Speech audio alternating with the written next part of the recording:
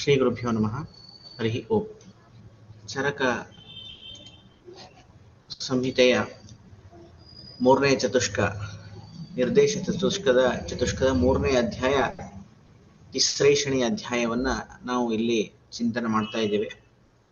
ಆ ತಿಸ್ರೈಷಣಿ ಅಧ್ಯಾಯದಲ್ಲಿ ಮೊದಲು 3 ಏಷಣಗಳನ್ನ ಇಲ್ಲಿ ನಮಗೆ ನಿರೂಪಣೆ ಮಾಡ್ತಾರೆ. ಪ್ರಾಣೈಷಣ, ಧನೈಷಣ ಮತ್ತು ಪರಲೋಕೈಷಣ ಅಂತ 3 ವಿಧವಾದಂತಹ ಏಷಣಗಳನ್ನ ಮೊದಲಿಗೆ ತಿಳಿಸಿ, ಅದರಲ್ಲಿ ಪ್ರಾಣೈಷಣ, ಧನೈಷಣ ಈ 2 ಏಷಣಗಳನ್ನ ವಿವರವಾಗಿ ತಿಳಿಸಿ, ನಂತರ ಪರಲೋಕೈಷಣ ವಿಚಾರವನ್ನ ಕೈಗೆತ್ತಿಕೊಂಡು, ಆ ಪರಲೋಕೈಷಣ ಅಂತ ಅನ್ನೋದು ಇದು ಸಂದಿಗ್ಧವಾದಂತಹ ಒಂದು ವಿಷಯ. ಯಾಕಂದ್ರೆ ಎಲ್ಲ ವಿಧವಾದಂತಹ ಎಲ್ಲ ಜನರು ಕೂಡ ಈ ಪರಲೋಕವನ್ನು ಒಪ್ಪೋದಿಲ್ಲ. ಚಾರ್ವಾಕಾದಿಗಳು ಅವರು ಕೇವಲ ಪ್ರತ್ಯಕ್ಷ ಪ್ರಮಾಣವನ್ನು ಮಾತ್ರ ಒಪ್ತಾರೆ, ಬೇರೆ ಪ್ರಮಾಣಗಳನ್ನು ಒಪ್ಪೋದಿಲ್ಲ. ಹಾಗಾಗಿ ಕಣ್ಣಿಗೆ ಕಂಡದ್ದು ಮಾತ್ರ ಸತ್ಯ ಅಂತ ಒಪ್ಪುವಂತಹ ಜನರು ಪರಲೋಕವನ್ನು ಒಪ್ಪದೇ ಇರೋದ್ರಿಂದಾಗಿ ಪರಲೋಕ, ಪುನರ್ಜನ್ಮ ಇವುಗಳೇನಿದೆ ಇವುಗಳು ಅಪ್ರತ್ಯಕ್ಷವಾಗಿರೋದ್ರಿಂದಾಗಿ ಇವುಗಳ ವಿಷಯದಲ್ಲಿ ಏನು ಸಂದೇಹ ಇರ್ತದೆ. ಆ ಸಂದೇಹವನ್ನು ಪರಿಹಾರ ಮಾಡುವುದಕ್ಕೋಸ್ಕರ ಮೊದಲು ಆ ನಾಸ್ತಿಕ ವಾದವನ್ನು ಮೊದಲು ತಿಳಿಸ್ಬಿಟ್ಟು, ತದನಂತರದಲ್ಲಿ ಅದನ್ನ ಖಂಡನ ಮಾಡಿ, ಇನ್ನ ಜೊತೆಗೆ ಶ್ರುತಿ ವಿಚಾರದಲ್ಲಿ ಕೆಲವರು ಸಂಶಯವನ್ನು ವ್ಯಕ್ತಪಡಿಸ್ತಾರೆ. ಅವರು ಕೂಡ ಪರಲೋಕವನ್ನು ಒಪ್ಪೋದಿಲ್ಲ. ತಾಯಿ ತಂದೆಗಳೇ ಜನ್ಮಕ್ಕೆ ಕಾರಣ, ಆಮೇಲೆ ಪರನಿರ್ಮಾಣ, ಆಮೇಲೆ ಯದೃಚ್ಛ ಮುಂತಾದಂತಹ ವಿಷಯಗಳನ್ನು ಇಟ್ಕೊಂಡು ಅವುಗಳು ಕಾರಣ ಈ ಎಲ್ಲ ಘಟನೆಗಳು ಸಂಭವಿಸೋದಕ್ಕೆ. ಆದ್ದರಿಂದಾಗಿ ಅಲ್ಲಿ ಪುನರ್ಜನ್ಮ ಮತ್ತು ಪರಲೋಕ ಕೂಡೋದಿಲ್ಲ ಅಂತ ಹೇಳಿದಾಗ ಆ ಎಲ್ಲ ವಾದಿಗಳ ಮತವನ್ನ ನಿರೂಪಣ ಮಾಡಿ ಅದನ್ನ ಖಂಡನ ಮಾಡಿ, ಈಗ ತಮ್ಮ ಮತವನ್ನ ತಿಳಿಸುವವರಾಗಿ ಈ ಪ್ರತ್ಯಕ್ಷ ಮಾತ್ರ ಪ್ರಮಾಣ ಅಲ್ಲ, ಕಿಂತು ಪ್ರತ್ಯಕ್ಷವನ್ನು ಹೊರತುಪಡಿಸಿ ಆಪ್ತೋಪದೇಶ, ಪ್ರತ್ಯಕ್ಷ, ಅನುಮಾನ, ಯುಕ್ತಿ ಇವುಗಳು ಕೂಡ ಏನಾಗಿವೆ, ಪ್ರಮಾಣಗಳಾಗಿವೆ. ಆ ಎಲ್ಲ ಪ್ರಮಾಣಗಳಿಂದ ನಾವು ಪುನರ್ಜನ್ಮ ಮತ್ತು ಈ ಪರಲೋಕವನ್ನ ಸಿದ್ಧಿ ಮಾಡಬಹುದು ಅನ್ನುವಂತಹ ವಿಷಯವನ್ನ ತಿಳಿಸುವವರಾಗಿ ಮೊದಲು ಪ್ರತ್ಯಕ್ಷ ಆಪ್ತೋಪದೇಶವನ್ನ ವಿವರವಾಗಿ ತಿಳಿಸಿದ್ರು. ಆಪ್ತರು ಯಾರು, ಆಪ್ತರ ಲಕ್ಷಣಗಳೇನು ಅದನ್ನೆಲ್ಲ ತಿಳಿಸಿ ಆಪ್ತೋಪದೇಶವನ್ನ ತಿಳಿಸಿ ಈಗ ಪ್ರತ್ಯಕ್ಷವನ್ನ ನಿರೂಪಣೆ ಮಾಡ್ತಾ ಇದ್ದಾರೆ. ಆತ್ಮೇಂದ್ರಿಯ ಮನೋರ್ಥಾನಾಂ ಸನ್ನಿಕರ್ಷಾತ್ ಪ್ರವರ್ತತೆ ವ್ಯಕ್ತಾ ತದಾತ್ವೇ ಯಾ ಬುದ್ಧಿ ಪ್ರತ್ಯಕ್ಷಂ ಸಾ ನಿರುಚ್ಯತೆ. ಆತ್ಮೇಂದ್ರಿಯ ಮನೋರ್ಥಾನ, ಆತ್ಮ, ಇಂದ್ರಿಯ, ಮನಸ್ಸು ಮತ್ತು ವಿಷಯಗಳು ಇವುಗಳ ಸನ್ನಿಕರ್ಷದಿಂದ, ಇವುಗಳ ಸಂಬಂಧದಿಂದ ಯಾವ ಒಂದು ಜ್ಞಾನದ ಪ್ರವೃತ್ತಿ ಆಗುತ್ತೋ, ಯಾವ ಒಂದು ಬುದ್ಧಿಯ ಪ್ರವೃತ್ತಿ ಆಗುತ್ತೋ ಅದನ್ನ ನಾವು ಪ್ರತ್ಯಕ್ಷ ಅಂತ ಕರಿತೀವಿ. ಸೊ ಆತ್ಮ ಮನಸ್ಸಿನೊಂದಿಗೆ ಏನಾಗ್ತಾನೆ, ಸಂಬಂಧವನ್ನು ಹೊಂದುತ್ತಾನೆ. ಮನಸ್ಸು ಇಂದ್ರಿಯಗಳೊಂದಿಗೆ ಸಂಬಂಧವನ್ನು ಹೊಂದುತ್ತದೆ. ಆ ಇಂದ್ರಿಯಗಳು ವಿಷಯಗಳೊಂದಿಗೆ ಸಂಬಂಧವನ್ನು ಹೊಂದುತ್ತವೆ. ಸೊ ಈ ರೀತಿಯಾಗಿ ಆತ್ಮ, ಇಂದ್ರಿಯ, ಮನಸ್ಸು ಮತ್ತು ಅರ್ಥ ಈ 4ರ ಸಂಬಂಧದಿಂದ, ಪರಸ್ಪರ ಸಂಬಂಧದಿಂದ ಉಂಟಾದಂತಹ ಜ್ಞಾನ, ಯಾರಿಗೆ ಜ್ಞಾನ ಉಂಟಾಗ್ತದೆ ಅಂದ್ರೆ ಆತ್ಮನಿಗೆ ಜ್ಞಾನ ಉಂಟಾಗ್ತದೆ. ಸೊ ಹಾಗಾಗಿ ವಿಷಯದ ಜ್ಞಾನ ಆತ್ಮನಿಗೆ ಉಂಟಾಗ್ಬೇಕು ಅಂತಂದ್ರೆ ಮಧ್ಯದಲ್ಲಿ ಏನಾಗ್ಬೇಕು, ಆ ವಿಷಯಗಳು ಇಂದ್ರಿಯಕ್ಕೆ ಗೋಚರ ಆಗ್ಬೇಕು, ಇಂದ್ರಿಯಗಳಿಂದ ಮನಸ್ಸಿಗೆ ಗೋಚರ ಆಗಬೇಕು. ಆ ಮನಸ್ಸು ಏನ್ ಮಾಡುತ್ತೆ, ಆತ್ಮನಿಗೆ ಜ್ಞಾನವನ್ನ ತಂದು ಕೊಡ್ತದೆ. ಈ ರೀತಿಯಾದಂತಹ ಜ್ಞಾನವನ್ನು ನಾವೇನಂತ ಕರಿತೀವಿ, ಪ್ರತ್ಯಕ್ಷ ಅಂತ ಕರಿತೀವಿ. ಸೊ ಈ ಪ್ರತ್ಯಕ್ಷವನ್ನ ಇಲ್ಲಿ ನಿರೂಪಣೆ ಮಾಡ್ತಾ ಇದ್ದಾರೆ. ಚಕ್ರಪಾಣಿ ಇದರ ವಿವರಣೆಯನ್ನು ಹೇಳ್ತಾರೆ. ಪ್ರತ್ಯಕ್ಷ ಲಕ್ಷಣಂ ಪ್ರತ್ಯಕ್ಷದ ಲಕ್ಷಣವನ್ನ ನಮಗೆ ಇಲ್ಲಿ ತಿಳಿಸ್ಕೊಡ್ತಾ ಇದ್ದಾರೆ. ಆತ್ಮೇಂದ್ರಿಯ ಇತ್ಯಾದಿ, ಆತ್ಮೇಂದ್ರಿಯ ಅನ್ನುವಂತಹ ಶ್ಲೋಕದ ಮುಖಾಂತರ ನಮಗೆ ಪ್ರತ್ಯಕ್ಷದ ಲಕ್ಷಣವನ್ನ ತಿಳಿಸ್ಕೊಡ್ತಾ ಇದ್ದಾರೆ. ಸನ್ನಿಕರ್ಷಾದಿತಿ ಸಂಬಂಧ. ಸನ್ನಿಕರ್ಷ ಶಬ್ದಕ್ಕೆ ಏನರ್ಥ ಅಂತಂದ್ರೆ ಸಂಬಂಧ ಅಂತ. ಆ ಸಂಬಂಧ ಯಾವ ರೀತಿಯಾಗಿರ್ತದೆ ಅನ್ನೋದಕ್ಕೆ ಹೇಳ್ತಾರೆ. ಸಜ ಸಂಬಂಧ ಸಂಯೋಗ, ಸಮವಾಯ, ಸಂಯುಕ್ತ ಸಮವಾಯ, ಸಂಯುಕ್ತ ಸಮವೇತ ಸಮವಾಯ, ಸಮವೇತ ಸಮವಾಯ, ವಿಶೇಷಣ ವಿಶೇಷ್ಯ ಭಾವಲಕ್ಷಣೋ ಬೋದ್ಧವ್ಯ. 6 ಬಗೆಯ ಸನ್ನಿಕರ್ಷವನ್ನ ನಮಗೆ ಇಲ್ಲಿ ತಿಳಿಸ್ಕೊಡ್ತಾ ಇದ್ದಾರೆ. ಸಂಯೋಗ, ಸಮವಾಯ, ಸಂಯುಕ್ತ ಸಮವಾಯ, ಸಂಯುಕ್ತ ಸಮವೇತ ಸಮವಾಯ, ಸಮವೇತ ಸಮವಾಯ, ವಿಶೇಷಣ ವಿಶೇಷ್ಯ ಭಾವ ಅಂತ 6 ಬಗೆಯ ಸನ್ನಿಕರ್ಷವನ್ನ ಇಲ್ಲಿ ತಿಳಿಸ್ಕೊಡ್ತಾ ಇದ್ದಾರೆ. ಸೊ ಆರು ಬಗೆಯ ಸನ್ನಿಕರ್ಷದ ಬಗ್ಗೆ ಒಂಚೂರು ನೋಡೋದಾದ್ರೆ, ಮೊದಲನೆಯದು ಸಂಯೋಗ ಸನ್ನಿಕರ್ಷ. ಅದರಲ್ಲಿ ಏನ್ ಹೇಳ್ತಾರೆ, ಚಕ್ಷುಷ ಘಟ ಪ್ರತ್ಯಕ್ಷ ಜನನೆ ಸಂಯೋಗ ಸನ್ನಿಕರ್ಷ. ಕಣ್ಣಿನಿಂದ ಘಟವನ್ನ ನೋಡಿದಾಗ ಆ ಘಟದ ಪ್ರತ್ಯಕ್ಷ ಮಾಡ್ಕೋಬೇಕು ಅಂತಂದ್ರೆ ನಮಗೆ ಯಾವ ಬಗೆಯ ಸನ್ನಿಕರ್ಷ ಬೇಕು ಅಂತಂದ್ರೆ ಸಂಯೋಗ ಅನ್ನುವಂತಹ ಸಂಯೋಗ, ಅದು ಸನ್ನಿಕರ್ಷ ಬೇಕು. ಆ ಕಣ್ಣಿನಿಂದ ಏನ್ ಮಾಡ್ಬೇಕು, ನಮಗೆ ಏನಾಗ್ಬೇಕು, ಘಟ ನಮಗೆ ಕಣ್ಣಿಗೆ ಕಾಣಿಸ್ಬೇಕು, ಅದು ಸಂಯೋಗ ಅಂತ ಕರೀತಾರೆ. ಇನ್ನು ಎರಡನೇ ಸನ್ನಿಕರ್ಷ ಯಾವುದು ಅಂತಂದ್ರೆ ಅದು ಸಂಯುಕ್ತ ಸಮವಾಯ ಸನ್ನಿಕರ್ಷ ಅಂತ ಹೇಳ್ತಾರೆ. ಸಂಯುಕ್ತ ಸಮವಾಯ, ಇಲ್ಲಿ ಎರಡು ಬಗೆಯ ಸನ್ನಿಕರ್ಷ ಆಗ್ತವೆ. ಒಂದು ಸಂಯೋಗ, ಮೊದಲನೇದು ಏನು ಹೇಳಿದ್ವಲ್ಲ ಸಂಯೋಗ, ಆ ಸಂಯೋಗದ ಜೊತೆಗೆ ಇನ್ನೊಂದು ಸಮವಾಯ ಅನ್ನುವಂತಹ ಸನ್ನಿಕರ್ಷ ಇನ್ನೊಂದು ಸೇರ್ಕೊಳ್ತದೆ. ಸೊ ಅದಕ್ಕೆ ಸಂಯುಕ್ತ ಸಮವಾಯ ಅಂತ ಕರೀತಾರೆ. ಅದು ಹೇಗಾಗತ್ತೆ ಅದನ್ನು ಹೇಳ್ತಾರೆ, ಘಟರೂಪ ಪ್ರತ್ಯಕ್ಷ ಜನನೆ ಸಂಯುಕ್ತ ಸಮವಾಯ ಸನ್ನಿಕರ್ಷ. ಘಟ ಮೊದಲನೇ ಸನ್ನಿಕರ್ಷ ಯಾವುದು, ಸಂಯೋಗ ಸನ್ನಿಕರ್ಷ. ಆ ಸಂಯೋಗ ಸನ್ನಿಕರ್ಷದಲ್ಲಿ ನಾವ್ ಏನ್ ಮಾಡಿದ್ವಿ ಅಂತಂದ್ರೆ ಘಟವನ್ನು ಮಾತ್ರ ವಿಷಯೀಕರಿಸ್ಕೊಂಡ್ವಿ. ಎರಡನೇದ್ರಲ್ಲಿ ಏನ್ ಮಾಡ್ತೀವಿ, ಘಟದ ರೂಪವನ್ನ ತಿಳಿತಾ ಇದೀವಿ. ಸೊ ಘಟದ ರೂಪ ಯಾವುದು, ಕಂಬುಗ್ರೀವಾದಿಮತ್ ಪದಾರ್ಥ ಅಂತ ಹೇಳ್ತಾರೆ. ಕಂಬುಗ್ರೀವ ಅಂತಂದ್ರೆ ಚಿಕ್ಕದಾದಂತಹ ಕಂಠವುಳ್ಳಂತಹ ದುಂಡಾದಂತಹ ಒಂದು ಆಕೃತಿ ಅಂತ ಹೇಳ್ತಾರೆ. ಸೊ ಅಲ್ಲಿ ಘಟರೂಪ ಪ್ರತ್ಯಕ್ಷ ಜನನೆ, ಆ ಘಟದ ರೂಪವನ್ನು ನಾವು ತಿಳ್ಕೋಬೇಕು ಅಂದಾಗ ಅಲ್ಲಿ ಸಂಯುಕ್ತ ಸಮವಾಯ ಅನ್ನುವಂತಹ ಸನ್ನಿಕರ್ಷ ಅಲ್ಲಿ ನಮಗೆ ಬೇಕು. ಯಾಕೆ ಅಂತಂದ್ರೆ ಚಕ್ಷುಹು ಸಂಯುಕ್ತೆ ಘಟೆ. ಚಕ್ಷು, ನಮ್ಮ ಕಣ್ಣು ಏನಾಗಿದೆ ಎಲ್ಲಿ ನೆಟ್ಟಿದೆ ಅಂತಂದ್ರೆ ಘಟದಲ್ಲಿ ನಮ್ಮ ಚಕ್ಷುಸ್ಸು ನೆಟ್ಟಿದೆ. ಆ ಘಟದಲ್ಲಿ ಏನಾಗಿದೆ, ರೂಪ ಅನ್ನುವಂತಹ ಗುಣ ಏನಿದೆ ಅದು ಸಮವಾಯ ಸಂಬಂಧ ಏನೇ ಇದೆ. ಸಮವಾಯ ಸಂಬಂಧ ಅಂತಂದ್ರೆ ಬೇರ್ಪಡಿಸಲಾಗದಂತಹ ಸಂಬಂಧ. ಸಮವಾಯೋ ಅಪತದ್ಭಾವೋ ಭೂಮ್ಯಾದೀನಾಂ ಗುಣ ಇರ್ಮತಃ ಅಂತ ಇಲ್ಲಿ ಚರಕದ ಮೊದಲನೇ ಅಧ್ಯಾಯದಲ್ಲಿ ನಾವು ನೋಡಿದ್ವಿ. ಆ ಸಮವಾಯ ಸಂಬಂಧ ಅಂದ್ರೆ ಏನು, ಯಾವುದು ಬಿಡಿಸಲಾಗದಂತಹ ಒಂದು ಸಂಬಂಧ ಇರ್ತದೋ ಅದನ್ನ ಸಮವಾಯ ಸಂಬಂಧ ಅಂತ ಹೇಳ್ತೀವಿ. ಆ ಘಟದಲ್ಲಿ ಏನಾಗಿದೆ ಅಂತಂದ್ರೆ ಈ ರೂಪ, ಘಟದಲ್ಲಿ ರೂಪ ಅಂತನ್ನುವಂತಹ ಗುಣ ಏನಿದೆ ಅದು ಸಮವಾಯ ಸಂಬಂಧದಿಂದ ಇದ್ದದರಿಂದಾಗಿ ನಾವು ಘಟದ ರೂಪವನ್ನು ತಿಳಿಬೇಕು ಅಂತಂದ್ರೆ ಅಲ್ಲಿ ಸನ್ನಿಕರ್ಷ ಯಾವ್ದಾಗ್ತದ ಅಂತಂದ್ರೆ ಸಂಯುಕ್ತ ಸಮವಾಯ ಅನ್ನುವಂತಹದ್ದು ಸನ್ನಿಕರ್ಷ ಆಗುತ್ತೆ. ಇನ್ನ ಮೂರನೇದಾಗಿ ರೂಪತ್ವ ಸಾಮಾನ್ಯ ಪ್ರತ್ಯಕ್ಷೆ ಸಂಯುಕ್ತ ಸಂವೇದ ಸಮವಾಯ ಸನ್ನಿಕರ್ಷ. ಚಕ್ಷು ಸಂಯುಕ್ತೆ ಘಟೆ ರೂಪಂ ಸಮವೇತಂ ತತ್ರ ರೂಪತ್ವಸ್ಯ ಸಮವಾಯ. ಇಲ್ಲಿ ಎರಡು ಸಮವಾಯಗಳಿದೆ. ಇಲ್ಲಿ ರೂಪತ್ವ, ಈಗ ಘಟ ನೋಡಿದ್ವಿ, ಘಟದಲ್ಲಿ ಇರತಕ್ಕಂತಹ ರೂಪ ನೋಡಿದ್ವಿ. ಆ ರೂಪದಲ್ಲಿ ಏನಿದೆ ಅಂತಂದ್ರೆ ರೂಪತ್ವ ಅನ್ನುವಂತಹ ಮತ್ತೊಂದು ಗುಣ ಇದೆ. ಆ ರೂಪತ್ವವನ್ನು ನಾವು ತಿಳಿಬೇಕು ಅಂತಂದ್ರೆ, ರೂಪತ್ವ ಅಂತಂದ್ರೆ ಏನು, ಇದು ಜಾತಿ ಅಂತ ಕರೀತಾರೆ. ಈ ನ್ಯಾಯ ದರ್ಶನಕ್ಕೆ ಅನುಗುಣವಾಗಿ ರೂಪತ್ವ ಅಂತ ಅನ್ನೋದು ಜಾತಿ. ಜಾತಿ ಅಂತಂದ್ರೆ ಏನು, ನಿತ್ಯಂ ಏಕಂ ಅನೇಕಾನುಗತಂ ಜಾತಿ ಅಂತ. ನಿತ್ಯವಾಗಿರುವಂತಹದ್ದು ಒಂದೇ ಇರ್ತದೆ, ಮತ್ತೆ ಅನೇಕ ವಿಷಯಗಳಲ್ಲಿ ಇರುವಂತಹದ್ದು. ಉದಾಹರಣೆಗೆ ಈಗ ಒಂದು 100 ಘಟಗಳಿದೆ. ಆ 100 ಘಟಗಳಲ್ಲಿ ನೂರು ಘಟಗಳಲ್ಲಿ ರೂಪ ಇದೆ. ಆ ರೂಪದಲ್ಲಿ ರೂಪತ್ವ ಇದೆ. ಅಂದ್ರೆ ಏನು, ರೂಪತ್ವ ಇಲ್ಲಿ ಹೇಳ್ಬೇಕು ಅಂತಂದ್ರೆ ಘಟತ್ವ ಅಂತ ಇಟ್ಕೋಬಹುದು. ಆ ಘಟದಲ್ಲಿ ಈ 100 ಘಟದಲ್ಲಿ ಘಟತ್ವ ಇದೆಯಲ್ಲ, ಆ ಘಟತ್ವವನ್ನ ನಾವೇನ್ ಹೇಳ್ತೀವಿ, ಜಾತಿ ಅಂತ ಹೇಳ್ತೀವಿ. ಆ ಜಾತಿ ಏನಾಗಿದೆ, ಅದು ನಿತ್ಯಂ, ಅದು ನಿತ್ಯವಾಗಿರುವಂತಹದ್ದು. ಏಕಂ, ಈ 100 ಘಟಗಳಲ್ಲಿ ಇರುವಂತಹ ಜಾತಿ ಒಂದೇ. ಅನೇಕಾನುಗತಂ, ಅನೇಕ ಅಂತಂದ್ರೆ ಈ 100 ಘಟಗಳಲ್ಲಿ ಇರುವಂತಹದ್ದು. ಸೊ ಒಟ್ಟು ನಿತ್ಯ, ಏಕ ಮತ್ತು ಅನೇಕಾನುಗತವಾದದ್ದನ್ನ ಜಾತಿ ಅಂತ ಹೇಳ್ತೀವಿ. ಅದನ್ನ ಇಲ್ಲಿ ಈ ಪ್ರಕೃತ ಒಂದು ಉದಾಹರಣೆದಲ್ಲಿ ಏನು ರೂಪತ್ವವನ್ನು ತಿಳಿಸ್ಕೊಡ್ತಾ ಇದ್ದಾರೆ. ಆ ಘಟದಲ್ಲಿ ಇರ್ತಕ್ಕಂತಹ ರೂಪವನ್ನು ತಿಳಿಲಿಕ್ಕೆ ನಮಗೆ ಸಂಯುಕ್ತ ಸಮವಾಯ ಅನ್ನುವಂತಹ ಸನ್ನಿಕರ್ಷ ಬೇಕಾಯ್ತು. ಇನ್ನ ಸಂಯುಕ್ತ ಸಂವೇತ ಸಮವಾಯ ಅನ್ನುವಂತಹ ಸನ್ನಿಕರ್ಷದಲ್ಲಿ ಏನಾಗಿದೆ, ಚಕ್ಷು ಸಂಯುಕ್ತೆ ಘಟೆ. ಚಕ್ಷುಸ್ಸು ಘಟವನ್ನ ಸನ್ನಿಕರ್ಷ ಮಾಡ್ಬೇಕಾದ್ರೆ ಸಂಯೋಗ ಸನ್ನಿಕರ್ಷ ಬೇಕು. ಆ ಸಂಯೋಗವನ್ನೇ ಸಂಯುಕ್ತ ಅನ್ನುವಂತಹ ಶಬ್ದದಿಂದ ಇಲ್ಲಿ ತಿಳಿಸ್ತಾ ಇದ್ದಾರೆ. ರೂಪ ಏನಾಗಿದೆ, ಇದು ಸಮವೇತವಾಗಿದೆ. ಯಾವುದು ಸಮವಾಯ ಸಂಬಂಧೇನ ಇರ್ತದೋ ಅದನ್ನ ಸಮವೇತ ಅಂತ ಶಬ್ದದಿಂದ ಕರೀತಾರೆ. ಸೊ ಚಕ್ಷು ಸಂಯುಕ್ತವಾದಂತಹ ಘಟದಲ್ಲಿ ರೂಪ ಏನಾಗಿದೆ, ಅದು ಸಮವೇತ ಆಗಿದೆ. ಆ ರೂಪದಲ್ಲಿ ಏನಾಗಿದೆ, ರೂಪತ್ವ ಅನ್ನೋದು ಮತ್ತು ಸಮವಾಯ ಸಂಬಂಧ ಇದ್ದದ್ರಿಂದಾಗಿ ರೂಪತ್ವಸ್ಯ ಸಮವಾಯ. ರೂಪತ್ವ ಏನಾಗಿದೆ, ಅಲ್ಲಿ ಸಮವಾಯ ಸಂಬಂಧ ಇದ್ದದ್ರಿಂದಾಗಿ, ಬಿಡಿಸಲಾಗದಂತಹ ಒಂದು ಸಂಬಂಧ ಇದ್ದರಿಂದ ಅಲ್ಲೇನಾಯ್ತು, ನಾವು ಘಟದಲ್ಲಿ ಇರ್ತಕ್ಕಂತಹ ರೂಪತ್ವವನ್ನ ತಿಳಿಬೇಕು. ಆ ರೂಪತ್ ಅನ್ನುವಂತಹ ಜಾತಿಯನ್ನ ತಿಳಿಬೇಕಂದ್ರೆ ನಮಗೆ ಯಾವ್ದು ಬೇಕು? ಸಂಯುಕ್ತ ಸಮವೇತ ಸಮವಾಯ ಅನ್ನುವಂತಹ ಸನ್ನಿಕರ್ಷ. ಇದು 3ನೇ ಸನ್ನಿಕರ್ಷ ಆಯ್ತು. ಇನ್ನು 4ನೇ ಸನ್ನಿಕರ್ಷವನ್ನ ನೋಡ್ಬೇಕು ಅಂತಂದ್ರೆ ಸಮವಾಯ ಸನ್ನಿಕರ್ಷ ಅಂತ ಕರೀತಾರೆ. ಆ ಸಮವಾಯ ಸನ್ನಿಕರ್ಷ ಹೇಗಿದೆ?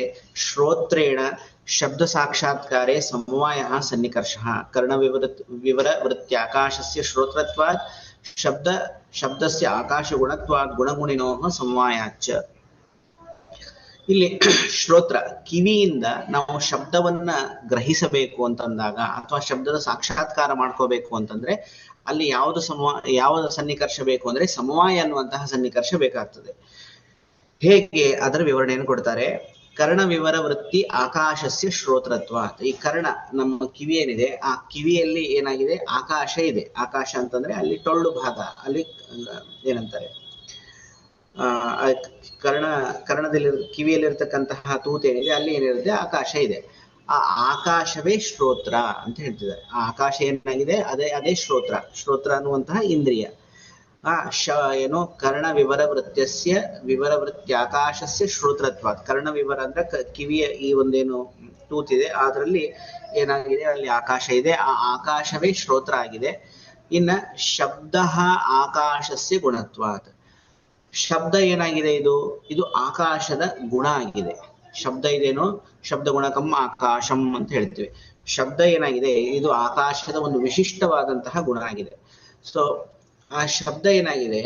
ಆಕಾಶದಲ್ಲಿ ಸಮವಾಯ ಸಂಬಂಧ ಏನಿರ್ತದೆ. ಯಾಕ? ಗುಣಗುಣಿನೋಹೋ ಸಮವಾಯಾಚ. ಗುಣ ಮತ್ತು ಗುಣಿ ಇವರಿಬ್ರು ಇವುಗಳಲ್ಲಿ ಗುಣ ಅಂತಂದ್ರೆ ಶಬ್ದ, ಗುಣಿ ಅಂದ್ರೆ ಯಾವುದು? ಗುಣವನ್ನು ಹೊಂದಿದಂತಹದ್ದು ಯಾವುದು? ಅದು ಆಕಾಶ. ಆ ಆಕಾಶ ಮತ್ತು ಶಬ್ದಗಳಲ್ಲಿ ಯಾವ ಸಂಬಂಧ ಇದೆ ಅಂತಂದ್ರೆ ಸಮವಾಯ ಅನ್ನುವಂತಹ ಸಂಬಂಧ ಇದೆ. ಸಮವಾಯ ಸಂಬಂಧೇನ ಶಬ್ದವು ಆಕಾಶದಲ್ಲಿ ಇದೆ. ಸೊ ಈಗೇನಾಯ್ತು? ಶ್ರೋತ್ರ ಯಾವುದು ಅಂತಂದ್ರೆ ಕರ್ಣ ವಿವರದಲ್ಲಿ ಇರ್ತಕ್ಕಂತಹ ಆಕಾಶವೇ ಶ್ರೋತ್ರ ಆಗಿರೋದ್ರಿಂದಾಗಿ ಆ ಶ್ರೋತ್ರದಲ್ಲಿ ಆ ಆಕಾಶದಲ್ಲಿ ಶಬ್ದ ಅಂತ ಅನ್ನೋದು ಸಮವಾಯ ಸಂಬಂಧೇನ ಇರೋದ್ರಿಂದಾಗಿ ನಾವು ಶ್ರೋತ್ರದಿಂದ ಕಿವಿಯಿಂದ ಶಬ್ದ ಸಾಕ್ಷಾತ್ಕಾರ ಮಾಡ್ಕೋಬೇಕು ಅಂದಾಗ ನಮಗೆ ಯಾವ ಸನ್ನಿಕರ್ಷ ಬೇಕು ಅಂತಂದ್ರೆ ಅಲ್ಲಿ ಹೇಳ್ತಾರೆ ಸಮವಾಯ ಸನ್ನಿಕರ್ಷ ಬೇಕು ಅಂತ ಹೇಳ್ತಾರೆ. ಸೊ ಇಷ್ಟು ಸಮವಾಯ ಸನ್ನಿಕರ್ಷ. ಇನ್ನ ಸಮವೇತ ಸಮವಾಯ ಸನ್ನಿಕರ್ಷ ಅನ್ನುವಂತಹ 5ನೇ ಸನ್ನಿಕರ್ಷ. ಅಲ್ಲಿ ಈಗ ಶಬ್ದ ಏನಾಗಿದೆ? ಈಗ ಕರ್ಣ ವಿವರ ವೃತ್ತಿ ಆಕಾಶದಲ್ಲಿ ಸಮವಾಯ ಸಂಬಂಧ ಏನಿದೆ, ಆ ಶಬ್ದದಲ್ಲಿ ಏನಿದೆ ಅಂತಂದ್ರೆ ಶಬ್ದತ್ವ ಅನ್ನುವಂತಹ ಒಂದು ಗುಣ ಇದೆ. ಆ ಶಬ್ದತ್ವವನ್ನ ನಾವು ಗ್ರಹಿಸಬೇಕು ಅಂತಂದ್ರೆ ಶಬ್ದತ್ವ ಸಾಕ್ಷಾತ್ಕಾರೆ ಸಮವೇತ ಸಮವಾಯ ಸನ್ನಿಕರ್ಷ. ಸಮವೇತ ಸಮವಾಯ ಅನ್ನುವಂತಹದ್ದು ಸನ್ನಿಕರ್ಷ ಅಲ್ಲಿ ನಮಗೆ ಬೇಕಾಗತ್ತೆ. ಯಾಕೆಂದ್ರೆ ಶ್ರೋತ್ರ ಸಮವೇತೆ ಶಬ್ದೆ ಶಬ್ದತ್ವಸ್ಯ ಸಮವಾಯಾತ್. ಶ್ರೋತ್ರದಲ್ಲಿ ಸಮವಾಯ ಸಂಬಂಧೇನ ಇರ್ತಕ್ಕಂತಹ ಏನೊಂದು ಶಬ್ದ ಇದೆ, ಆ ಶಬ್ದದಲ್ಲಿ ಶಬ್ದತ್ವ ಅನ್ನೋದು ಮತ್ತೆ ಸಮವಾಯ ಸಂಬಂಧೇನ ಇದೆ. ಆದ್ರಿಂದಾಗಿ ಶ್ರೋತ್ರ ಸಮವೇತವಾದಂತಹ ಶಬ್ದದಲ್ಲಿ ಶಬ್ದತ್ವ ಸಮವಾಯ ಸಂಬಂಧೇನ ಇದ್ದದ್ರಿಂದಾಗಿ ನಾವು ಶಬ್ದತ್ವವನ್ನ ಸಾಕ್ಷಾತ್ಕಾರ ಮಾಡ್ಕೋಬೇಕು, ಶಬ್ದತ್ವವನ್ನ ತಿಳಿಯಬೇಕು ಅಂತಂದ್ರೆ ನಮಗೆ ಸಮವೇತ ಸಮವಾಯ ಅನ್ನುವಂತಹ ಸನ್ನಿಕರ್ಷ ನಮಗೆ ಬೇಕಾಗುತ್ತೆ. ಇನ್ನು ಕೊನೆಯದಾಗಿ ವಿಶೇಷ ಭಾವ ಸನ್ನಿಕರ್ಷ ಅಂತ ಇನ್ನೊಂದು ಕೊನೆಯ ಸನ್ನಿಕರ್ಷ. ಇದು ಅಭಾವ ಪ್ರತ್ಯಕ್ಷವನ್ನು ಮಾಡ್ಕೋಬೇಕು ಅಂದ್ರೆ ನಮಗೆ ಬೇಕಾದಂತಹ ಸನ್ನಿಕರ್ಷ ಇದು. ಅಭಾವ ಅಂತಂದ್ರೇನು? ಇಲ್ಲಿ ಈ ವಸ್ತು ಇಲ್ಲ, ಭೂತಲದಲ್ಲಿ ಘಟಾಭಾವ ಇದೆ ಅಂತ ಹೇಳ್ಬೇಕಾಗಿದೆ. ಅಂದ್ರೆ ನಾವು ನೋಡಿದಂತಹ ಜಾಗ ಖಾಲಿ ಇದೆ. ಆ ಜಾಗ ಖಾಲಿ ಇದೆ ಅಂತಂದ್ರೆ ಏನು? ಅಲ್ಲಿ ಆ ಭೂತಲ ಏನಾಗಿದೆ? ಅದು ಘಟಾಭಾವ ಉಳ್ಳದ್ದಾಗಿದೆ ಅಂತ ಹೇಳ್ತೀವಿ. ಸೊ ಅಭಾವ ಪ್ರತ್ಯಕ್ಷ ಜನನೆ ವಿಶೇಷ ಭಾವ ಸನ್ನಿಕರ್ಷ. ಘಟಾಭಾವವತ್ ಭೂತಲಂ ಇತ್ಯತ್ರ ಚಕ್ಷುಃ ಸಂಯುಕ್ತೆ ಭೂತಲೆ ಘಟಾಭಾವಸ್ಯ ವಿಶೇಷಣತ್ವಾತ್. ಇನ್ನ ಇಲ್ಲಿ ಯಾಕೆ ಇದನ್ನ ಈ ರೀತಿಯಾಗಿ ಹೇಳ್ತಾರೆ ಅಂತಂದ್ರೆ, ಈಗ ಚಕ್ಷುಃ ಸಂಯುಕ್ತೆ ಘಟೆ, ಚಕ್ಷುಃ ಸಂಯುಕ್ತೆ ಭೂತಲೆ, ನಮ್ಗೆ ಇಲ್ಲಿ ನಮ್ಗೆ ಸನ್ನಿಕರ್ಷ ಯಾವುದರ ಸನ್ನಿಕರ್ಷ ಆಗ್ತಾ ಇದೆ ಅಂದ್ರೆ ಭೂತಲದ ಸನ್ನಿಕರ್ಷ ಆಗ್ತಾ ಇದೆ. ಅಲ್ಲಿ ಒಂದು ಖಾಲಿ ಜಾಗದ ಸನ್ನಿಕರ್ಷ ಆಗ್ತಾ ಇದೆ. ಆ ಜಾಗ ಎಂತದ್ದು ಅಂತಂದ್ರೆ ಘಟಾಭಾವ ಉಳ್ಳಂತಹ ಭೂತಲ ಅಂತ ಅದಕ್ಕೆ ವಿಶೇಷಣ ಕೊಡ್ತಾರೆ ಅಲ್ಲಿ. ಸೊ ಆ ಭೂತಲಕ್ಕೆ ವಿಶೇಷಣ ಯಾವುದು? ಘಟಾಭಾವ ಅಂತ ಅನ್ನೋದು ಆ ಭೂತಲಕ್ಕೆ ವಿಶೇಷಣ. ಸೊ ನಾವು ಆ ಅಭಾವವನ್ನು ತಿಳಿಬೇಕು. ಎಲ್ಲಿ ಎಲ್ಲಿ ತಿಳಿತಾ ಇದೀವಿ? ಆ ಜಾಗದಲ್ಲಿ, ಅಂದ್ರೆ ಯಾವ ಒಂದು ಭೂತಲ ಇದೆ ಆ ಭೂತಲದಲ್ಲಿ ಘಟಾಭಾವವನ್ನ ನಾವು ತಿಳಿತಾ ಇದ್ದೀವಿ. ಸೊ ಹಾಗಾಗಿ ಆ ಅಭಾವದ ಸನ್ನಿಕರ್ಷ ನಮ್ಗೆ ಆಗ್ತಾ ಇದೆ. ಅಭಾವದ ಸನ್ನಿಕರ್ಷ ಯಾವ ರೀತಿಯಾಗಿ ಆಗ್ತಾ ಇದೆ ಅಂತಂದ್ರೆ ಘಟಾಭಾವವದ್ ಭೂತಲಂ ಅಂತ ಹೇಳ್ತೀವಿ. ಈ ಘಟಾಭಾವವತ್ ಅಂತ ಏನ್ ಹೇಳ್ತಿದೀವೋ ಅದು ಆ ಭೂತಲಕ್ಕೆ ಇರತಕ್ಕಂತಹ ಒಂದು ವಿಶೇಷಣ. ಆ ವಿಶೇಷಣವನ್ನ ನಾವು ತಿಳಿಬೇಕು. ಅಂದ್ರೆ ವಿಶೇಷಣ ವಿಶೇಷ್ಯ ಭಾವ ಅನ್ನುವಂತಹ ಸನ್ನಿಕರ್ಷ ಇದು. ಆ ವಿಶೇಷ್ಯ ಯಾವುದು? ಇಲ್ಲಿ ಭೂತಲ ಅನ್ನುವಂಥದ್ದು ವಿಶೇಷ್ಯ, ಘಟಾಭಾವ ಅಂತ ಅನ್ನೋದು ವಿಶೇಷಣ. ಅದರ ನಾವು ಒಂದು ಸನ್ನಿಕರ್ಷ ಮಾಡ್ಕೋಬೇಕು ಅಂತಂದ್ರೆ ಈ ವಿಶೇಷಣ ವಿಶೇಷ ಭಾವ ಅನ್ನುವಂತಹ ಸನ್ನಿಕರ್ಷ ನಮಗೆ ಬೇಕು ಅಂತ ಒಟ್ಟು 6 ಬಗೆಯ ಸನ್ನಿಕರ್ಷವನ್ನ ನಮಗೆ ಈ ನ್ಯಾಯ ದರ್ಶನದಲ್ಲಿ ತಿಳಿಸ್ಕೊಡ್ತಾರೆ. ಇದು ತರ್ಕ ಸಂಗ್ರಹದ ಒಂದು ರೆಫರೆನ್ಸು. ಅದನ್ನ ಇಲ್ಲಿ ಚಕ್ರಪಾಣಿ ನಮಗೆ ತಿಳಿಸ್ಕೊಡ್ತಾರೆ. ಏನಂತ? ಸಚ ಸಂಬಂಧ, ಸಂಯೋಗ, ಸಮವಾಯ, ಸಂಯುಕ್ತ ಸಮವಾಯ, ಸಂಯುಕ್ತ ಸಂವೇದ ಸಮವಾಯ, ಸಂವೇದ ಸಮವಾಯ, ವಿಶೇಷಣ ವಿಶೇಷ ಭಾವಲಕ್ಷಣ ಬೋದ್ಧವ್ಯ. ಈ ರೀತಿಯಾಗಿ 6 ಬಗೆಯ ಸನ್ನಿಕರ್ಷವನ್ನ ನಮಗೆ ತಿಳಿಸ್ಕೊಟ್ರು. ಇನ್ನ ವ್ಯಕ್ತ ಇತ್ಯನೇನ, ಇಲ್ಲಿ ವ್ಯಕ್ತ ತದಾತ್ವೇ ಯಾ ಬುದ್ಧಿ ಪ್ರತ್ಯಕ್ಷಂ ಸಾ ನಿರುಚ್ಯತೆ, ಅಲ್ಲಿ ವ್ಯಕ್ತ ಅನ್ನುವಂತಹ ಶಬ್ದವನ್ನ ಪ್ರಯೋಗ ಮಾಡ್ತಾರೆ. ಅಲ್ಲಿ ವ್ಯಕ್ತ ಇತ್ಯನೇನ, ವ್ಯಕ್ತ ಅನ್ನುವಂತಹ ಶಬ್ದ ನಮಗೆ ಏನ್ ಹೇಳ್ತದೆ? ವ್ಯಭಿಚಾರಿಣಿ ಅಯಥಾರ್ಥ ಬುದ್ಧಿಂ ಸಂಶಯಂ ಚ ನಿರಾಕರೋತಿ. ಇಲ್ಲಿ 3 ಬಗೆಯ ಏನೋ ವಿಕಲ್ಪಗಳನ್ನ ಇಲ್ಲಿ ಮಾಡ್ತಾರೆ. ಏನೋ ಒಂದು ವ್ಯಭಿಚಾರಿಣಿ ಬುದ್ಧಿ. ವ್ಯಭಿಚಾರಿಣಿ ಬುದ್ಧಿ ಅಂತಂದ್ರೆ ಏನು? ಯಾವ ಬುದ್ಧಿ ಈ ಪ್ರಸಕ್ತವಾದಂತಹ ವಿಷಯವನ್ನು ಗ್ರಹಣ ಮಾಡ್ತದೆ, ಇನ್ನ ಬೇರೆದನ್ನು ಗ್ರಹಣ ಮಾಡ್ತದೆ, ಅಂಥದ್ದನ್ನ ಏನ್ ಕರೀತಾರೆ? ವ್ಯಭಿಚಾರಿಣಿ ಬುದ್ಧಿ ಅಂತ ಕರೀತಾರೆ. ಅದನ್ನ ನಿರಾಕರಣ ಮಾಡ್ದಂಗಾಯ್ತು. ಇನ್ನ ಅಯಥಾರ್ಥ ಬುದ್ಧಿ. ಅಯಥಾರ್ಥ ಬುದ್ಧಿ ಅಂತಂದ್ರೆ ಈಗ ಶುಕ್ತಿಯನ್ನು ನೋಡ್ಬಿಟ್ಟು ರಜತವನ್ನ ನಾವು ಏನ್ ಮಾಡ್ತೀವಿ? ಗ್ರಹಿಸ್ತೀವಿ. ಕಪ್ಪೆ ಚಿಪ್ಪಿರತ್ತೆ, ಅದ್ರ ಒಳಗಡೆ ಹೊಳೆಯುವಂತಹ ಬೆಳ್ಳಿಯಂತೆ ಹೊಳೆಯುವಂತಹ ಒಂದು ಪದಾರ್ಥ ಕಾಣಿಸಿದಾಗ ಅದನ್ನ ನಾವು ಏನ್ ತಿಳ್ಕೊತೀವಿ? ಬೆಳ್ಳಿ ಅಂತ ತಿಳ್ಕೊತೀವಿ. ಅದು ಅಯಥಾರ್ಥ ಬುದ್ಧಿ. ಯಾಕೆ?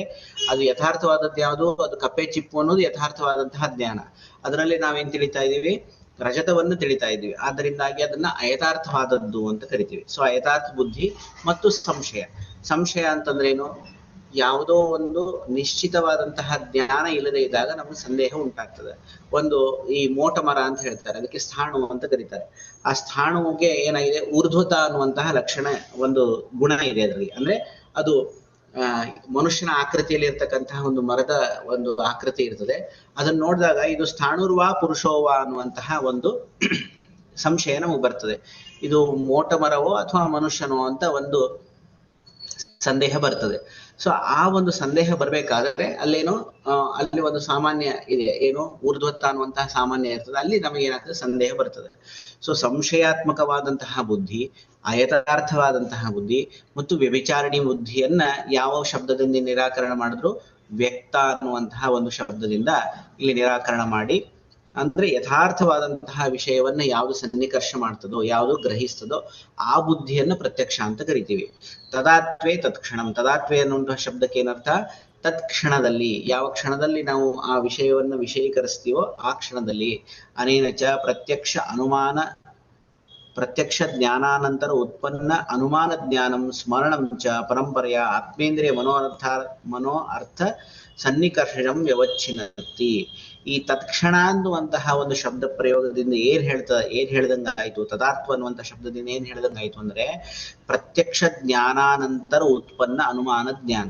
ಈಗ ಒಂದು ಅನುಮಾನದ ನಮಗ ಉಂಟಾಗಬೇಕು. ಅನುಮಾನ ಜ್ಞಾನ ಅಂದ್ರೆ ಅನುಮಾನ ಜನ್ಯ ಜ್ಞಾನ, ಅನುಮಿತಿ ಅಂತ ಕರಿತೀವೋ ಯಾವುದನ್ನ, ಅದು ನಮಗೆ ಉಂಟಾಗ್ಬೇಕು ಅಂತಂದ್ರೆ ಏನಾಗ್ಬೇಕು? ಪ್ರತ್ಯಕ್ಷ ಪೂರ್ವಂ ತ್ರಿವಿಧಂ ತ್ರಿಕಾಲಂ ಚಾನುಮೀಯತೆ. ಮುಂದೆ ಹೇಳ್ತಾರೆ ಪ್ರತ್ಯಕ್ಷ ಪೂರ್ವಕವಾಗಿ ನಮಗೆ ಅನುಮಾನ ಜ್ಞಾನ ಉಂಟಾಗ್ತದೆ. ಆ ಪ್ರತ್ಯಕ್ಷ ಪೂರ್ವಕವಾಗಿ ಅಂತಂದ್ರೆ ಏನು? ಮೊದಲು ಪ್ರತ್ಯಕ್ಷ ಆಗಿರ್ಬೇಕು, ನಂತರದಲ್ಲಿ ಅನುಮಾನ ನಮಗೆ ಸಿದ್ಧಿಸ್ತದೆ. ಸೊ ಹಾಗಾಗಿ ಪ್ರತ್ಯಕ್ಷ ಜ್ಞಾನಾನಂತರ ಉತ್ಪನ್ನ ಅನುಮಾನ ಜ್ಞಾನ. ಪ್ರತ್ಯಕ್ಷ ಜ್ಞಾನದ ನಂತರದಲ್ಲಿ ಸಂಭವಿಸುವಂತಹ ಏನೊಂದು ಅನುಮಾನ ಜ್ಞಾನ ಇದೆ. ಇನ್ನ ಸ್ಮರಣಂಚ, ಹಿಂದೆ ನನಗೆ ಇಂಥದ್ದೊಂದು ಪ್ರತ್ಯಕ್ಷ ಆಗಿತ್ತು ಅಂತ ಒಂದು ಸ್ಮರಣ ಏನ್ ಬರ್ತದೋ ಅದು. ಮತ್ತ ಪರಂಪರೆಯ, ಇನ್ ಪರಂಪರವಾಗಿ ಆತ್ಮೇಂದ್ರಿಯ ಮನೋ ಅರ್ಥ ಸನ್ನಿಕರ್ಷಜಂ ವ್ಯವಚ್ಛಿನ್ನತಿ. ಪರಂಪರೆಯ ಉಂಟಾಗುವಂತಹ, ಈಗ ಕೆಲವೊಂದ್ಸತಿ ನಾವು ಈಗ ವಿಷಯವನ್ನು ನೋಡಿದ ತಕ್ಷಣ ನಮಗೆ ಜ್ಞಾನ ಆಯ್ತು ಅಂದ್ರೆ ಸಾಕ್ಷಾತ್ತಾಗಿ ಆಗ್ತಕ್ಕಂತಹ ಒಂದು ಜ್ಞಾನ. ಇನ್ನು ಪರಂಪರೆಯ ಅಂತಂದ್ರೆ ಅದು ಸಾಕ್ಷಾತ್ತಾಗಿ ಆಗೋದಿಲ್ಲ, ಬೇರೆ ಒಂದು ಮಾರ್ಗದ ಮುಖಾಂತರ ನಮಗೆ ಉಂಟಾಗುವಂತಹ ಜ್ಞಾನ ಇದೆ. ಅದನ್ನ ಪರಂಪರೆಯ ಅಲ್ಲಿ ಏನಾಗ್ತದೆ, ಮನ ಅರ್ಥ ಸನ್ನಿಕರ್ಷದಿಂದ ಉಂಟಾಗುವಂತಹ ಏನು ಜ್ಞಾನ ಇದೆ ಅದನ್ನ ವ್ಯವಚ್ಛಿನ್ನತಿ, ಅದರಿಂದ ಈ ಜ್ಞಾನವನ್ನು ಏನ್ ಮಾಡ್ತಾ ಇದ್ದಾರೆ, ಬೇರ್ಪಡಿಸ್ತಾ ಇದ್ದಾರೆ. ಅಂದ್ರೆ ಏನ್ ಹೇಳ್ದಂಗಾಯ್ತು, ತದಾತ್ವೆ ಎನ್ನುವಂತಹ ಶಬ್ದದಿಂದ ಏನ್ ಹೇಳ್ದಂಗಾಯ್ತು ಅಂದ್ರೆ, ಈ ಒಂದು ಜ್ಞಾನ ಯಾವುದಿದೆ, ಯಾವುದು ಪ್ರತ್ಯಕ್ಷದಿಂದ ಜನ್ಯವಾದಂತಹ ನಮಗೊಂದು ಏನು ಜ್ಞಾನ ಇದೆ, ಅದು ಅನುಮಾನದಿಂದ ಭಿನ್ನವಾಗಿದೆ, ಆಮೇಲೆ ಸ್ಮರಣದಿಂದ ಭಿನ್ನವಾಗಿದೆ, ಇನ್ನ ಪರಂಪರಾಜನ್ಯ ಆತ್ಮೇಂದ್ರಿಯ ಮನೋಅರ್ಥ ಸನ್ನಿಕರ್ಷಜ ಜ್ಞಾನದಿಂದ ಇದು ಭಿನ್ನವಾಗಿದೆ ಅಂತ ಹೇಳ್ದಂಗಾಯ್ತು. ಒಂದು ಅದು ಯಥಾರ್ಥ ಆಗಿರ್ಬೇಕು ಮತ್ತು ತತ್ಕ್ಷಣದಲ್ಲಿಯೇ ನಮಗೆ ಆ ಬುದ್ಧಿ ಉಂಟಾಯಿತು ಅಂತಂದ್ರೆ, ಯಾವುದರಿಂದ, ಆತ್ಮ ಇಂದ್ರಿಯ ಮನ ಮತ್ತು ಅರ್ಥಗಳ ಸನ್ನಿಕರ್ಷದಿಂದ ನಮಗದು ಉಂಟಾಯಿತು ಅಂತಂದ್ರೆ ಅದನ್ನು ನಾವೇನ್ ಕರಿತೀವಿ, ಪ್ರತ್ಯಕ್ಷ ಅಂತ ಕರಿತೀವಿ ಅಂತ ಇಲ್ಲಿ ತಿಳಿಸ್ಕೊಟ್ರು. ಆತ್ಮಾದಿ ಚತುಷ್ಟಯ ಸನ್ನಿಕರ್ಷಾವಿಧಾನಂಚ ಪ್ರತ್ಯಕ್ಷ ಕಾರಣ ಅಭಿಧಾನ ಪರಂ. ಇಲ್ಲಿ ಆತ್ಮಾದಿ ಚತುಷ್ಟಯ, ಆತ್ಮ ಇಂದ್ರಿಯ ಮನಸ್ಸು ಮತ್ತು ಅರ್ಥ ಇವುಗಳ ಅಭಿಧಾನ, ಇವುಗಳನ್ನು ಹೇಳೋದು ಏನ್ ಹೇಳ್ತಾ ಇದೆ ಅಂದ್ರೆ, ಪ್ರತ್ಯಕ್ಷ ಕಾರಣ ಅಭಿಧಾನ ಪರಂ, ಪ್ರತ್ಯಕ್ಷ ಕಾರಣೀಭೂತವಾದಂತಹ ನಾಲ್ಕು ನಾಲ್ಕನ್ನ ಪ್ರತ್ಯಕ್ಷ ಕಾರಣವಾದಂತಹ ಈ ನಾಲ್ಕು ಎಂಟಿಟಿನ ನಮ್ಗೆ ಇಲ್ಲಿ ತಿಳಿಸ್ಕೊಡ್ತಾ ಇದ್ದಾರೆ. ಇದರಿಂದ ಏನ್ ಹೇಳ್ದಂಗಾಯ್ತು ಅಂದ್ರೆ, ಇಂದ್ರಿಯಾರ್ಥ ಸನ್ನಿಕರ್ಷಾತ್ ಪ್ರವರ್ತತೆ ಯಾ ಇತ್ಯಾದೌ ಏವ ಲಕ್ಷಣಂ ಬೋದ್ಧವ್ಯಂ. ಅಂದ್ರೆ ಇಂದ್ರಿಯಾರ್ಥ ಸನ್ನಿಕರ್ಷಾತ್ ಪ್ರವರ್ತತೆ ಅಂತ ಮುಂದೆ ಎಲ್ಲಾದ್ರೂ ಅಥವಾ ಹಿಂದೆ ಹೇಳಿದ್ದಂತಹ ಒಂದೇನೊಂದು ಈ ಲಕ್ಷಣ ಇದೆ, ಅದು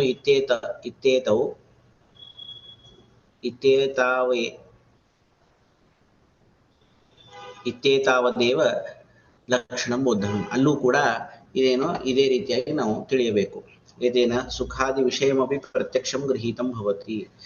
ಇದರಿಂದ ಏನ್ ಹೇಳ್ದಂಗಾಯ್ತು ಅಂದ್ರೆ, ಸುಖಾದಿ ವಿಷಯಗಳಲ್ಲೂ ಕೂಡ ಪ್ರತ್ಯಕ್ಷ ಅನ್ನುವಂತಹದ್ದು ಸಿದ್ಧಿಸ್ತದೆ. ಅಂದ್ರೆ ಪ್ರತ್ಯಕ್ಷದ ಲಕ್ಷಣ ಅಲ್ಲೂ ಕೂಡ ಕೂಡ್ತದೆ ಸುಖಾದಿ ವಿಷಯದಲ್ಲಿ ಅಂತ. ಯಾಕೆ ಅಂತಂದ್ರೆ, ತತ್ರ ಹಿ ಚತುಷ್ಟಯ ಸನ್ನಿಕರ್ಷೋ ನಾಸ್ತಿ, ಅಲ್ಲಿ ನಾಲ್ಕರ ಸನ್ನಿಕರ್ಷ ಇರೋದಿಲ್ಲ. ಓಕೆ, ಇಲ್ಲಿ ಆತ್ಮಾದಿ ಚತುಷ್ಟಯ ಸನ್ನಿಕರ್ಷಾಭಿಧಾನಂ ಚ ಪ್ರತ್ಯಕ್ಷ ಕಾರಣ ಅಭಿಧಾನ ಪರಂ. ಇಲ್ಲಿ ಆತ್ಮಾದಿ ಚತುಷ್ಟಯ ಸನ್ನಿಕರ್ಷವನ್ನು ಇಲ್ಲೇನು ಹೇಳ್ತಾ ಇದ್ದಾರೋ ಇದು ಪ್ರತ್ಯಕ್ಷ ಕಾರಣವನ್ನ ತಿಳಿಸುವಂತಹ ಒಂದು ವಾಕ್ಯ ಇದು ಅಂತ. ಅಂದ್ರೆ ಏನ್ ಹೇಳ್ದಂಗಾಯ್ತು ಅಂದ್ರೆ, ಇಲ್ಲಿ ನಾಲ್ಕು ಕಂಪಲ್ಸರಿ ಇರಬೇಕು ಅಂತ ಅರ್ಥ ಅಲ್ಲ ಅಂತ ಚಕ್ರಪಾಣಿ ಇಲ್ಲಿ ವಿವರಣೆ ಕೊಡ್ತಾ ಇದ್ದಾರೆ. ಅಂದ್ರೆ ಏನು, ಆತ್ಮೇಂದ್ರಿಯ ಮನೋಅರ್ಥಗಳ ಸನ್ನಿಕರ್ಷ ಇದ್ದಲ್ಲಿ ಮಾತ್ರ ಪ್ರತ್ಯಕ್ಷ ಅಂತ ಹೇಳ್ತೀವಿ, ಇದರಲ್ಲಿ ಒಂದು ಹೋಯ್ತು ಅಂತಂದ್ರೆ ಅದನ್ನು ಪ್ರತ್ಯಕ್ಷ ಹೇಳೋದಿಲ್ಲ ಅಂತ ಅರ್ಥ ಅಲ್ಲ. ಯಾಕಂದ್ರೆ ಇಲ್ಲಿ ಹೇಳಿರುವಂತಹದ್ದು ಏನು ಅಂತಂದ್ರೆ, ಈ ನಾಲ್ಕರಿಂದ ನಮಗೆ ಪ್ರತ್ಯಕ್ಷ ಉಂಟಾಗ್ತದೆ ಅಂತ ಹೇಳ್ತಾರೆ. ಅಂದ್ರೇನು, ಪ್ರತ್ಯಕ್ಷದ ಜ್ಞಾನ ಬರಬೇಕು ಅಂದ್ರೆ ಈ ನಾಲ್ಕು ಕಾರಣಗಳು ಬೇಕು ಅಂತ ಹೇಳ್ದಂಗಾಯ್ತು. ಇದರಿಂದ ಏನ್ ಹೇಳ್ದಂಗಾಯ್ತು ಅಂದ್ರೆ, ಇಂದ್ರಿಯಾರ್ಥ ಸನ್ನಿಕರ್ಷಾತ್ ಪ್ರವರ್ತತೆಯ ಅಂತ ಒಂದು ವಾಕ್ಯದಲ್ಲಿ ಇಂದ್ರಿಯ ಮತ್ತು ಅರ್ಥಗಳ ಸನ್ನಿಕರ್ಷ ಅಂತ ಎರಡೇ ವಿಷಯಗಳನ್ನು ಮಾತ್ರ ತಗೊಂಡ್ರು, ಎರಡೇ ಕಾರಣಗಳನ್ನು ಮಾತ್ರ ತಗೊಂಡ್ರು. ಅಲ್ಲಿ ಮನಸ್ಸು ಇಲ್ಲ, ಆತ್ಮನೂ ಇಲ್ಲ.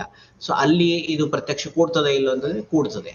ಯಾಕೆ, ಇಲ್ಲಿ ಹೇಳಿದ್ದಾರೆ ಏನಂತ, ಆತ್ಮೇಂದ್ರಿಯ ಮನೋರ್ಥಾನಾಂ ಸನ್ನಿಕರ್ಷಾತ್ ಪ್ರವರ್ತತೆ ಅಂತ ಹೇಳಿದ್ರಲ್ಲ, ಅಲ್ಲಿ ಏನ್ ಹೇಳಿದ್ರು, ನಮಗೆ ಈ ನಾಲ್ಕು ಕಾರಣಗಳಿದ್ರೆ ಅದರಿಂದ ಪ್ರತ್ಯಕ್ಷ ಬರ್ತದೆ ಅಂತ ಹೇಳಿದ್ರು. ಇಲ್ಲಿ ಎರಡು ಕಾರಣ ಹೇಳಿದ್ದಾರೆ, ಹಾಗಾಗಿ ಅಲ್ಲಿ ಪ್ರತ್ಯಕ್ಷ ಬರ್ತದೋ ಇಲ್ಲೋ ಅಂತಂದ್ರೆ ಬಂದೇ ಬರ್ತದೆ ಅಂತ ಹೇಳಿದ್ರು. ಇನ್ನು ಮುಂದೆ ನೆಕ್ಸ್ಟ್ ಏನ್ ಹೇಳ್ತಿದ್ದಾರೆ, ಸುಖಾದಿ ವಿಷಯವಪಿ ಪ್ರತ್ಯಕ್ಷಂ ಗೃಹೀತಂ ಭವತಿ. ಇನ್ನು ಸುಖಾದಿಗಳ ವಿಷಯ, ಸುಖಾದಿಗಳು ಏನ್ ನಮಗೆ ಭಾಸವ ಅಂದ್ರೆ ಸುಖದ ಒಂದು ಅನುಭೂತಿ ಏನಾಗ್ತದೋ ಆ ವಿಷಯದಲ್ಲೂ ಕೂಡ ಏನಾಗ್ತದೆ, ಪ್ರತ್ಯಕ್ಷವನ್ನು ನಾವು ಹೇಳದಂಗಾಯ್ತು ಅಂತ ಹೇಳ್ತಾರೆ. ಯಾಕೆ ಅಂದ್ರೆ, ತತ್ರ ಹಿ ಚತುಷ್ಟಯ ಸನ್ನಿಕರ್ಷೋ ನಾಸ್ತಿ, ಈ ನಾಲ್ಕು ಸನ್ನಿಕರ್ಷ ಅಂತ ಅನ್ನೋದು ಅಲ್ಲಿ ಇರೋದಿಲ್ಲ.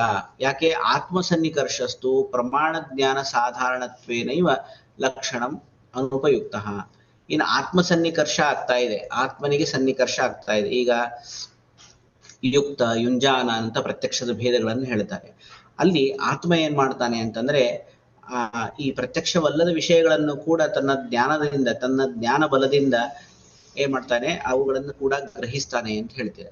ಸೊ ಆವಾಗ ಅಲ್ಲಿ ಪ್ರತ್ಯಕ್ಷ ಇಲ್ಲದೇ ಇದ್ದರೂ ಕೂಡ ಆ ಪ್ರಮಾಣ ಜ್ಞಾನ ಸಾಧಾರಣತ್ವೇನ, ಆ ಪ್ರಮಾಣ ಜ್ಞಾನದ ಸಾಧಾರಣ ಜ್ಞಾನ ಇವನಿಗೆ ಇರೋದ್ರಿಂದಾಗಿ ಆ ಸನ್ನಿಕರ್ಷವು ಕೂಡ ನಮಗೆ ಏನಾಗ್ತದೆ, ಅದು ಪ್ರತ್ಯಕ್ಷ ಅಂತ ಕರೆಯಲ್ಪಡ್ತದೆ. ಚತುಷ್ಟಯ ಸನ್ನಿಕರ್ಷ, ಈ ನಾಲ್ಕರ ಸನ್ನಿಕರ್ಷ ಕಂಪಲ್ಸರಿ ಬೇಕು ಅಂತಿಲ್ಲ, ಅವು ಏನ್ ಮಾಡಬಹುದು ಇಂಡಿವಿಜುವಲ್ ಆಗಿ, ಅಂದ್ರೆ ಒಂದೊಂದು, ಈಗ ಫಾರ್ ಎಕ್ಸಾಂಪಲ್ ಆತ್ಮನನ್ನು ತಗೊಂಡಾಗ ಆ ಆತ್ಮನ ಸನ್ನಿಕರ್ಷ ಅಂತ ಅನ್ನೋದೇನಿದೆ, ಆ ಇತರ ಮೂರರ ಜೊತೆಗೆ ಸನ್ನಿಕರ್ಷ ಆಗದೇ ಇದ್ದರೂ ಕೂಡ ತನ್ನ ಬಲದಿಂದ, ತನ್ನ ಪ್ರಮಾಣ ಸಾಧಾರಣ ಜ್ಞಾನದ ಬಲದಿಂದ ಅವನೇನ್ ಮಾಡ್ತಾನೆ, ಬೇರೆ ವಿಷಯಗಳನ್ನು ಗ್ರಹಿಸ್ತಾನೆ ಅನ್ನುವಂತಹ ವಿಷಯವನ್ನು ಹೇಳಿ ಇಲ್ಲಿ ಈ ನಾಲ್ಕುಗಳು ಯಾವುದು, ಆತ್ಮ, ಇಂದ್ರಿಯ ಮತ್ತು ಮನಸ್ಸು ಮತ್ತೆ ಅರ್ಥ. ಆತ್ಮ, ಇಂದ್ರಿಯ, ಮನಸ್ಸು, ಅರ್ಥ, ಈ ನಾಲ್ಕುಗಳು ಏನಾಗಿವೆ ಅಂತಂದ್ರೆ ಪ್ರತ್ಯಕ್ಷಕ್ಕೆ ಕಾರಣೀಭೂತ ಅಂತ ಇಲ್ಲಿ ತಿಳಿಸ್ಕೊಡ್ತಾ ಇದ್ದಾರೆ. ಅಂದ್ರೆ ನಾಲ್ಕರ ಅವಶ್ಯಕತೆ ಕಂಪಲ್ಸರಿಯಾಗಿ ಎಲ್ಲ ಕಾಲದಲ್ಲಿ ಬೇಕಿಲ್ಲ ಅಂತ ಇಲ್ಲಿ ನಮಗೆ ತಿಳಿಸ್ಕೊಟ್ರು. ಯಹಚ ಪ್ರತ್ಯಕ್ಷ ಫಲರೂಪ ಅಪಿ ಬುದ್ಧಿ ಪ್ರತ್ಯಕ್ಷ ಶಬ್ದೇನ ಅಭಿಧೀಯತೆ. ಇನ್ನು ಪ್ರತ್ಯಕ್ಷದಿಂದ ಜನ್ಯವಾದಂತಹ ಏನೊಂದು ಬುದ್ಧಿ ಇದೆ, ಅದು ಕೂಡ ಪ್ರತ್ಯಕ್ಷ ಅನ್ನುವಂತಹ ಶಬ್ದದಿಂದಲೇನೆ ಕರೆಯಲ್ಪಡ್ತದೆ. ಈಗ ಉದಾಹರಣೆ ಹೇಳಬೇಕು ಅಂದ್ರೆ, ಈಗ ಅನುಮಿತಿ ಅಂತ ಒಂದು ಶಬ್ದ ಪ್ರಯೋಗ ಮಾಡ್ತಾರೆ. ಅನುಮಿತಿ ಅಂತಂದ್ರೆ ಏನು, ಅನುಮಾನ ಜನ್ಯವಾದಂತಹ ಜ್ಞಾನ ಏನಿದೆ ಅದನ್ನ ಅನುಮಿತಿ ಅಂತ ಕರೀತಾರೆ. ಅನುಮಿತಿ ಕರಣಂ ಅನುಮಾನಂ. ಅನುಮಿತಿ ಅಂತಂದ್ರೆ ಅನುಮಾನ ಜನ್ಯ ಜ್ಞಾನಕ್ಕೆ ಯಾವುದು ಕಾರಣೀಭೂತವಾಗಿದೆಯೋ ಅದನ್ನ ಅನುಮಾನ ಅಂತ ಕರೆದ್ರು. ಸೊ ಇಲ್ಲಿ ಪ್ರತ್ಯಕ್ಷ ಜನ್ಯವಾದಂತಹ ಬುದ್ಧಿಯನ್ನು ಏನಂತ ಕರೀತಾರೆ ಅಂತ ಪ್ರಶ್ನೆ ಬಂದ್ರೆ, ಅದನ್ನೂ ಕೂಡ ಪ್ರತ್ಯಕ್ಷ ಅಂತ ಕರೀತಾರೆ ಅಂತ ಹೇಳ್ತಿದ್ದಾರೆ. ಈ ಹಚ್ಚ ಪ್ರತ್ಯಕ್ಷ ಫಲರೂಪ ಬುದ್ಧಿ, ಪ್ರತ್ಯಕ್ಷದ ಫಲರೂಪವಾದಂತಹ ಬುದ್ಧಿ ಏನಿದೆ ಅಂದ್ರೆ ಪ್ರತ್ಯಕ್ಷ ಜನ್ಯ ಜ್ಞಾನ ಏನಿದೆ ಅದು ಕೂಡ ಪ್ರತ್ಯಕ್ಷ ಶಬ್ದೇನ ವಿಧೀಯತೆ, ಅದು ಪ್ರತ್ಯಕ್ಷ ಶಬ್ದದಿಂದ ಕರೆಯಲ್ಪಡುತ್ತೆ. ತಥೈವ ಲೋಕವ್ಯವಹಾರ. ಯಾಕೆ ಹಿಂಗೆ ಅಂದ್ರೆ, ಯಾಕೆ ಈ ರೀತಿಯಾಗಿ ಹೇಳ್ತಿದ್ದೀರಿ ಅಂದ್ರೆ, ಲೋಕವ್ಯವಹಾರ ಆ ರೀತಿಯಾಗಿರೋದ್ರಿಂದಾಗಿ ಅದೇ ಶಬ್ದದಿಂದ ನಾವು ಕರಿತೀವಿ. ಪರಮಾರ್ಥದಸ್ತು ಯಥೋ ಭವತಿ ಇಂದ್ರಿಯಾದೇಹೇ ಈದೃಶಿ ಬುದ್ಧಿ ತತ್ ಪ್ರತ್ಯಕ್ಷಂ. ಇನ್ನ ಪರಮಾರ್ಥತಃ ಅಂದ್ರೆ ಒಟ್ಟಾರೆ ಹೇಳೋದಾದ್ರೆ ಅಥವಾ ಆ ಬುದ್ಧಿಯನ್ನ ಸ್ಪೆಸಿಫಿಕಲಿ ಹೇಳಬೇಕು ಅಂತಂದ್ರೆ, ಯಾವ ಇಂದ್ರಿಯದಿಂದ ಯಾವ ರೀತಿಯಾದಂತಹ ಬುದ್ಧಿ ಉತ್ಪತ್ತಿ ಆಗ್ತದೋ ಅದನ್ನ ಪ್ರತ್ಯಕ್ಷ ಅಂತ ಹೇಳ್ತೀವಿ. ಇದನ್ನ ಈ ಇಂದ್ರಿಯೋಪಕ್ರಮಣಿ ಅಧ್ಯಾಯದಲ್ಲಿ ನಮಗೆ ಹೇಳ್ತಾರೆ. ಏನಂತ, ಈ ಚಕ್ಷುರಿಂದ್ರಿಯದಿಂದ ಉಂಟಾದಂತಹ ಬುದ್ಧಿ, ಅಲ್ಲಿ ಪಂಚಪಂಚಕಗಳನ್ನು ಹೇಳಬೇಕಾದ್ರೆ ಇಂದ್ರಿಯ ಬುದ್ಧಿ ಅಂತ ಹೇಳಿದ್ರು. ಇಂದ್ರಿಯ ಬುದ್ಧಿ ಅಂತಂದ್ರೆ ಏನು, ಪ್ರತಿಯೊಂದು ಇಂದ್ರಿಯಗಳಿಂದ ಜನ್ಯವಾದಂತಹ ಬುದ್ಧಿ ಏನಿದೆ ಅದು ಆಯಾ ಹೆಸರಿನಿಂದ ಚಾಕ್ಷುಷಿ ಬುದ್ಧಿ, ಶ್ರಾವಣಿ ಬುದ್ಧಿ, ಈ ರೀತಿಯಾಗಿ ಚಕ್ಷುಷಿನಿಂದ ಬಂದಂತಹ ಅಂದ್ರೆ ಚಕ್ಷುರಿಂದ್ರಿಯದಿಂದ ಜನ್ಯವಾದಂತಹ ಬುದ್ಧಿ ಯಾವುದು, ಶ್ರೋತ್ರೇಂದ್ರಿಯದಿಂದ ಬಂದಂತಹ ಬುದ್ಧಿ. ಸೊ ಆ ರೀತಿಯಾಗಿ ಬೇರೆ ಬೇರೆ ಬುದ್ಧಿಗಳನ್ನ ಅಲ್ಲಿ ಹೇಳಿದ್ರು. ಆ ರೀತಿಯಂತಹ ಬುದ್ಧಿಯನ್ನ ನಾವಿಲ್ಲಿ ಈ ವಿಷಯದಲ್ಲಿ, ಪ್ರತ್ಯಕ್ಷದ ವಿಷಯದಲ್ಲಿ ತಿಳಿಯಬೇಕು ಅಂತ ಈ ಒಂದು ವಿಷಯವನ್ನ ಇಲ್ಲಿ ಪ್ರತ್ಯಕ್ಷದ ವಿಷಯವಾಗಿ ಇಷ್ಟೊಂದು ವಿವರಣೆಯನ್ನ ಇಲ್ಲಿ ಕೊಟ್ಟರು. ಇನ್ನ ಮುಂದೆ ಅನುಮಾನವನ್ನ ನಮಗೆ ಇಲ್ಲಿ ತಿಳಿಸ್ಕೊಡ್ತಾರೆ. ಪ್ರತ್ಯಕ್ಷ ಪೂರ್ವಂ ತ್ರಿವಿಧಂ ತ್ರಿಕಾಲಂ ಚಾನುಮೀಯತೆ ವನ್ಯರ್ನಿಗೂಢೋ ಧೂಮೇನ ಮೈಥುನಂ ಗರ್ಭದರ್ಶನಾತ್ ಏವಂ ವ್ಯವಸ್ಯಂತ್ಯತೀತಂ ಬೀಜಾತ್ ಫಲಮನಾಗತಂ ದೃಷ್ಟ್ವಾ ಬೀಜಾತ್ ಫಲಂ ಜಾತಮಿಹೈವ ಸದೃಶಂ ಬುಧಾಃ. ಪ್ರತ್ಯಕ್ಷ ಪೂರ್ವಂ ತ್ರಿವಿಧಂ ತ್ರಿಕಾಲಂ ಚ ಅನುಮೀಯತೆ. ಪ್ರತ್ಯಕ್ಷ ಪೂರ್ವಕವಾಗಿ ತ್ರಿವಿಧಂ ಮೂರು ವಿಧವಾದಂತಹ, ತ್ರಿಕಾಲಂ ಮೂರು ಕಾಲಗಳಲ್ಲಿ ಯಾವ ಒಂದು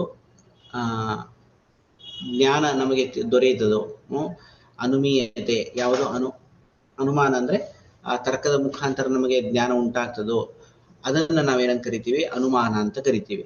ಅದು ಹೇಗಿದೆ ಅಂತಂದ್ರೆ, ವನ್ಯರ್ನಿಗೂಢೋ ಧೂಮೇನ, ನಿಗೂಢವಾದಂತಹ ವನ್ನಿ. ನಿಗೂಢ ಅಂತಂದ್ರೆ ಪ್ರತ್ಯಕ್ಷಕ್ಕೆ ಉಪಲಬ್ಧವಾಗದಂತಹ, ಅಂದ್ರೆ ನಮಗೆ ಕಣ್ಣಿಗೆ ಕಾಣಿಸದಂತಹ ಏನೊಂದು ವನ್ನಿ ಇದೆ, ಅದನ್ನ ನಾವು ಯಾವುದರಿಂದ ಅನುಮಾನ ಮಾಡ್ತೀವಿ ಅಂತಂದ್ರೆ ಧೂಮೇನ, ಧೂಮದಿಂದ ಆ ವನ್ನಿಯನ್ನು ಅನುಮಾನ ಮಾಡ್ತೀವಿ. ಆಮೇಲೆ ಮೈಥುನಂ ಗರ್ಭದರ್ಶನಾತ್, ಗರ್ಭದರ್ಶನದಿಂದ ನಾವೇನಂತ ಏನ್ ತಿಳಿತೀವಿ ಅಂತಂದ್ರೆ ಮೈಥುನದ ಅನುಮಾನವನ್ನು ಮಾಡ್ತೀವಿ. ಏವಂ ವ್ಯವಸ್ಯಂತ್ಯತೀತಂ ಬೀಜಾತ್ ಫಲಂ ಅನಾಗತಂ. ಈ ರೀತಿಯಾಗಿ ವ್ಯವಸ್ಥೆ ಮಾಡಿ ಅನಾಗತವಾದಂತಹ ಫಲವನ್ನ ಬೀಜದಿಂದ ನಾವು ಅನುಮಾನ ಮಾಡ್ತೀವಿ. ಇಲ್ಲಿ ವನ್ಯರ್ನಿಗೂಢೋ ಧೂಮೇನ ಅಂತಂದಾಗ ಇದು ವರ್ತಮಾನ ಕಾಲದಲ್ಲಿ, ಅಂದ್ರೆ ಈಗ ಧೂಮ ವನ್ನಿಗಳು ಒಟ್ಟೊಟ್ಟಿಗೆನೆ ಇರ್ತವೆ, ಒಂದೇ ಕಾಲದಲ್ಲಿ ಇರ್ತವೆ. ಇವತ್ತು ವನ್ನಿ ಇದೆ, ನಾಳೆ ಧೂಮ ಬರುತ್ತೆ, ಆ ತರ ಇಲ್ಲ. ಸೊ ಹಾಗಾಗಿ ಒಟ್ಟೊಟ್ಟಿಗೆ ಇರೋದ್ರಿಂದ ವರ್ತಮಾನ ಕಾಲದ ಅನುಮಾನವನ್ನ ನಾವು ವನ್ನಿ ಮತ್ತು ಧೂಮಗಳನ್ನ ನೋಡ್ಬಿಟ್ಟು, ಧೂಮ ನೋಡಿ ವನ್ನಿ ಅನುಮಾನ ಮಾಡುವಂತಹದ್ದು ವರ್ತಮಾನದಲ್ಲಿ ಮಾಡುವಂತಹ ಅನುಮಾನ. ಇನ್ನ ಭೂತದಲ್ಲಿ ಆಗಿ ಹೋದಂತಹ ಒಂದು ಘಟನೆಯ ಅನುಮಾನವನ್ನು ಯಾವುದರಿಂದ ತಿಳಿತೀವಿ ಅಂತಂದ್ರೆ ಮೈಥುನಂ ಗರ್ಭದರ್ಶನಾತ್. ಗರ್ಭದರ್ಶನ, ಇವತ್ತು ಗರ್ಭದರ್ಶನ ಆಗಿದೆ ಅಂದ್ರೆ ಹಿಂದೆ ಮೈಥುನ ಆಗಿತ್ತು ಅಂತ ಹೇಳಿ ಆ ಒಂದು ವಿಷಯವನ್ನ ಭೂತಕಾಲದ ಅನುಮಾನವನ್ನ ಗರ್ಭದರ್ಶನದಿಂದ ನಾವು ತಿಳಿತೀವಿ. ಇನ್ನ ಬೀಜಾತ್ ಫಲಮನಾಗತಂ, ಬೀಜದಿಂದ ಬಾರದೇ ಇರತಕ್ಕಂತಹ ಫಲವನ್ನ ತಿಳಿಯೋದೇನಿದು ಅಂದ್ರೆ ಇದು ಭವಿಷ್ಯದ ಅನುಮಾನ. ಮುಂದೆ ಉಂಟಾಗುವಂತಹ ಫಲ ಹೇಗಿರುತ್ತೆ ಅಂತ ಹೇಳಿ ಈ ಬೀಜವನ್ನು ನೋಡಿ ನಾವು ತಿಳಿದಾಗ ಅದನ್ನೇನ್ ಹೇಳ್ತೀವಿ ನಾವು ಭವಿಷ್ಯದ ಅನುಮಾನವನ್ನು ಮಾಡುವಂತಹದ್ದು. ದೃಷ್ಟ್ವಾ ಬೀಜಾತ್ ಫಲಂ ಜಾತಮಿಹೇವ ಸದೃಶಂ ಬುಧಾಹ. ಸೊ ಈ ಬೀಜದ ಸದೃಶವಾದಂತಹ ಫಲವು ಬೀಜವನ್ನು ನೋಡಿ ಮುಂದಿನ ಅನುಮಾನವನ್ನು ಏನ್ ಮಾಡ್ತೀವೋ ಅದನ್ನ ಈ 3 ಬಗೆಯ ಅನುಮಾನವನ್ನ ಇಲ್ಲಿ ತಿಳಿಸ್ಕೊಟ್ರು. ಏನು? ಭೂತ, ಭವಿಷ್ಯದ್, ವರ್ತಮಾನ 3 ವಿಷಯದಲ್ಲಿ ನಾವು ಅನುಮಾನವನ್ನು ಮಾಡಬಹುದು ಅಂತ ನಮಗೆ ಇಲ್ಲಿ ತಿಳಿಸ್ಕೊಟ್ರು. ಇನ್ನ ಚಕ್ರಪಾಣಿಯ ವಿವರಣೆಯನ್ನು ನೋಡೋದಾದ್ರೆ ಅನುಮಾನ ಸ್ವರೂಪಂ ಅನುಮಾನದ ಸ್ವರೂಪವನ್ನೇ ತಿಳಿಸ್ಕೊಡ್ತಾ ಇದ್ದಾರೆ. ಪ್ರತ್ಯಕ್ಷ ಇತ್ಯಾದಿ. ಪ್ರತ್ಯಕ್ಷ ಗ್ರಹಣಂ ವ್ಯಾಪ್ತಿಗ್ರಾಹಕ ಪ್ರಮಾಣ ಉಪಲಕ್ಷಣಾರ್ಥಂ. ಇಲ್ಲಿ ಪ್ರತ್ಯಕ್ಷ ಗ್ರಹಣ, ಪ್ರತ್ಯಕ್ಷ ಅನ್ನುವಂತಹ ಶಬ್ದದಿಂದ ನಾವೇನ್ ತಿಳಿಬೇಕು ಅಂದ್ರೆ ವ್ಯಾಪ್ತಿಗ್ರಾಹಕ ಪ್ರಮಾಣ ಉಪಲಕ್ಷಣಾರ್ಥಂ, ವ್ಯಾಪ್ತಿಯನ್ನ ಗ್ರಹಿಸತಕ್ಕಂತಹ ಪ್ರಮಾಣದ ಉಪಲಕ್ಷಣ ಅಂತ ತಿಳಿಬೇಕು ಅಂತ ಹೇಳ್ತಿದ್ದಾರೆ. ವ್ಯಾಪ್ತಿ ಅಂತಂದ್ರೆ ಏನು? ಸಾಹಚರ್ಯವನ್ನ ವ್ಯಾಪ್ತಿ ಅಂತ ಕರೀತಾರೆ. ಹೇತು ಮತ್ತು ಸಾಧ್ಯಗಳ ಸಾಹಚರ್ಯವನ್ನ ವ್ಯಾಪ್ತಿ ಶಬ್ದದಿಂದ ತಿಳಿಸ್ಕೊಡ್ತಾರೆ. ಹೇತು ಸಾಧ್ಯ ಯಾವುದು ಅಂತಂದ್ರೆ ಈಗ ಈ ಧೂಮ ಮತ್ತು ವನ್ಹಿಗಳನ್ನ ತಗೊಂಡಾಗ ಧೂಮ ಇದು ಹೇತು, ಸಾಧ್ಯ ಯಾವುದು? ವನ್ಹಿ. ಧೂಮಾಗ್ನಿಗಳ ಸಾಹಚರ್ಯ ಅಂದ್ರೆ ಯತ್ರ ಯತ್ರ ಧೂಮಃ ತತ್ರ ತತ್ರ ವನ್ಹಿ ಇತಿ ಇದನ್ನ ವ್ಯಾಪ್ತಿ ಅಂತ ಕರೀತಾರೆ. ಸೊ ಈ ಸಾಹಚರ್ಯ ನಿಯಮ ಏನಿದೆ ಇದನ್ನ ವ್ಯಾಪ್ತಿ ಅಂತ ಕರೆದ್ರು. ಆ ವ್ಯಾಪ್ತಿಯನ್ನ ಗ್ರಹಣ ಮಾಡಬೇಕು ಅಂತಂದ್ರೆ ಪ್ರತ್ಯಕ್ಷ ಒಂದು ನಾವು ಕಣ್ಣಿನಿಂದಾದ್ರೂ ನೋಡಿರ್ಬಹುದು ಅಥವಾ ನಾವು ಇನ್ನೊಬ್ಬರಿಂದ ಕೇಳಿರಬಹುದು. ಸೊ ಹಾಗಾಗಿ ಅಂದ್ರೆ ಕೇಳಿದ್ದು ಅಂತಂದಾಗ ಅದು ಆಪ್ತೋಪದೇಶದಿಂದಲೂ ಕೂಡ ಗ್ರಹಿಸಲ್ಪಡುತ್ತೆ ಯಾವುದು? ಈ ಸಾಹಚರ್ಯ ಅನ್ನುವಂಥದ್ದು. ಸೊ ಅದಕ್ಕೆ ಇಲ್ಲಿ ಪ್ರತ್ಯಕ್ಷ ಶಬ್ದದಿಂದ ನಾವೇನ್ ಮಾಡ್ಬೇಕು ಅಂದ್ರೆ ವ್ಯಾಪ್ತಿಯನ್ನ ಗ್ರಹಿಸುವಂತಹ ಪ್ರಮಾಣದ ಉಪಲಕ್ಷಣ ಅಷ್ಟೇ. ಉಪಲಕ್ಷಣ ಅಂತಂದ್ರೆ ಏನು? ಅದೇ ಪ್ರಧಾನ ಅಂತ ಇಟ್ಕೋಬಾರ್ದು, ಅದರಿಂದಲೂ ಆಗತ್ತೆ. ಪ್ರತ್ಯಕ್ಷದಿಂದಲೂ ನಮಗೆ ಏನಾಗುತ್ತೆ? ಸಾಹಚರ್ಯ ದೊರೀತದೆ, ಅನುಮಾನದಿಂದಲೂ ಆಗತ್ತೆ, ಯುಕ್ತಿಯಿಂದಲೂ ಆಗತ್ತೆ ಅನ್ನುವಂತ ವಿಷಯವನ್ನ ಇಲ್ಲಿ ತಿಳಿಸ್ಕೊಡ್ತಾ ಇದ್ದಾರೆ. ತೇನ ಪ್ರತ್ಯಕ್ಷ ಪೂರ್ವಂ ಇತಿ ವ್ಯಾಪ್ತಿಗ್ರಾಹಕ ಪ್ರಮಾಣ ಪೂರ್ವಕಂ. ಇಲ್ಲಿ ಪ್ರತ್ಯಕ್ಷ ಪೂರ್ವಂ ಅನ್ನುವಂತಹ ಶಬ್ದಕ್ಕೆ ನಾವೇನ್ ಅರ್ಥ ಮಾಡ್ಕೋಬೇಕು ಅಂದ್ರೆ ವ್ಯಾಪ್ತಿಗ್ರಾಹಕ ಪ್ರಮಾಣ ಪೂರ್ವಕಂ. ವ್ಯಾಪ್ತಿಗ್ರಾಹಕ ಪ್ರಮಾಣ ಏನಿದೆ ಅದರ ಪುರಸ್ಸರವಾಗಿ ನಮಗೆ ಅನುಮಾನದ ಜ್ಞಾನ ಉಂಟಾಗುತ್ತೆ ಅಂತ. ತ್ರಿವಿಧಂ ಇತ್ಯನೇನ ಅನುಮಾನ ತ್ರೈವಿಧ್ಯಂ ದರ್ಶಯತಿ. ಇದು ಏನು? ತ್ರಿವಿಧಂ ತ್ರಿಕಾಲಂ ಚ ಅನುಮೀಯತೆ ಅಂತ ಹೇಳಿದ್ರಲ್ಲ, ತ್ರಿವಿಧ ಅಂತಂದ್ರೆ 3 ಬಗೆಯ ಅನುಮಾನವನ್ನ ನಾವು ತಿಳಿಯಬಹುದು ಅಂತ ಹೇಳ್ತಾರೆ.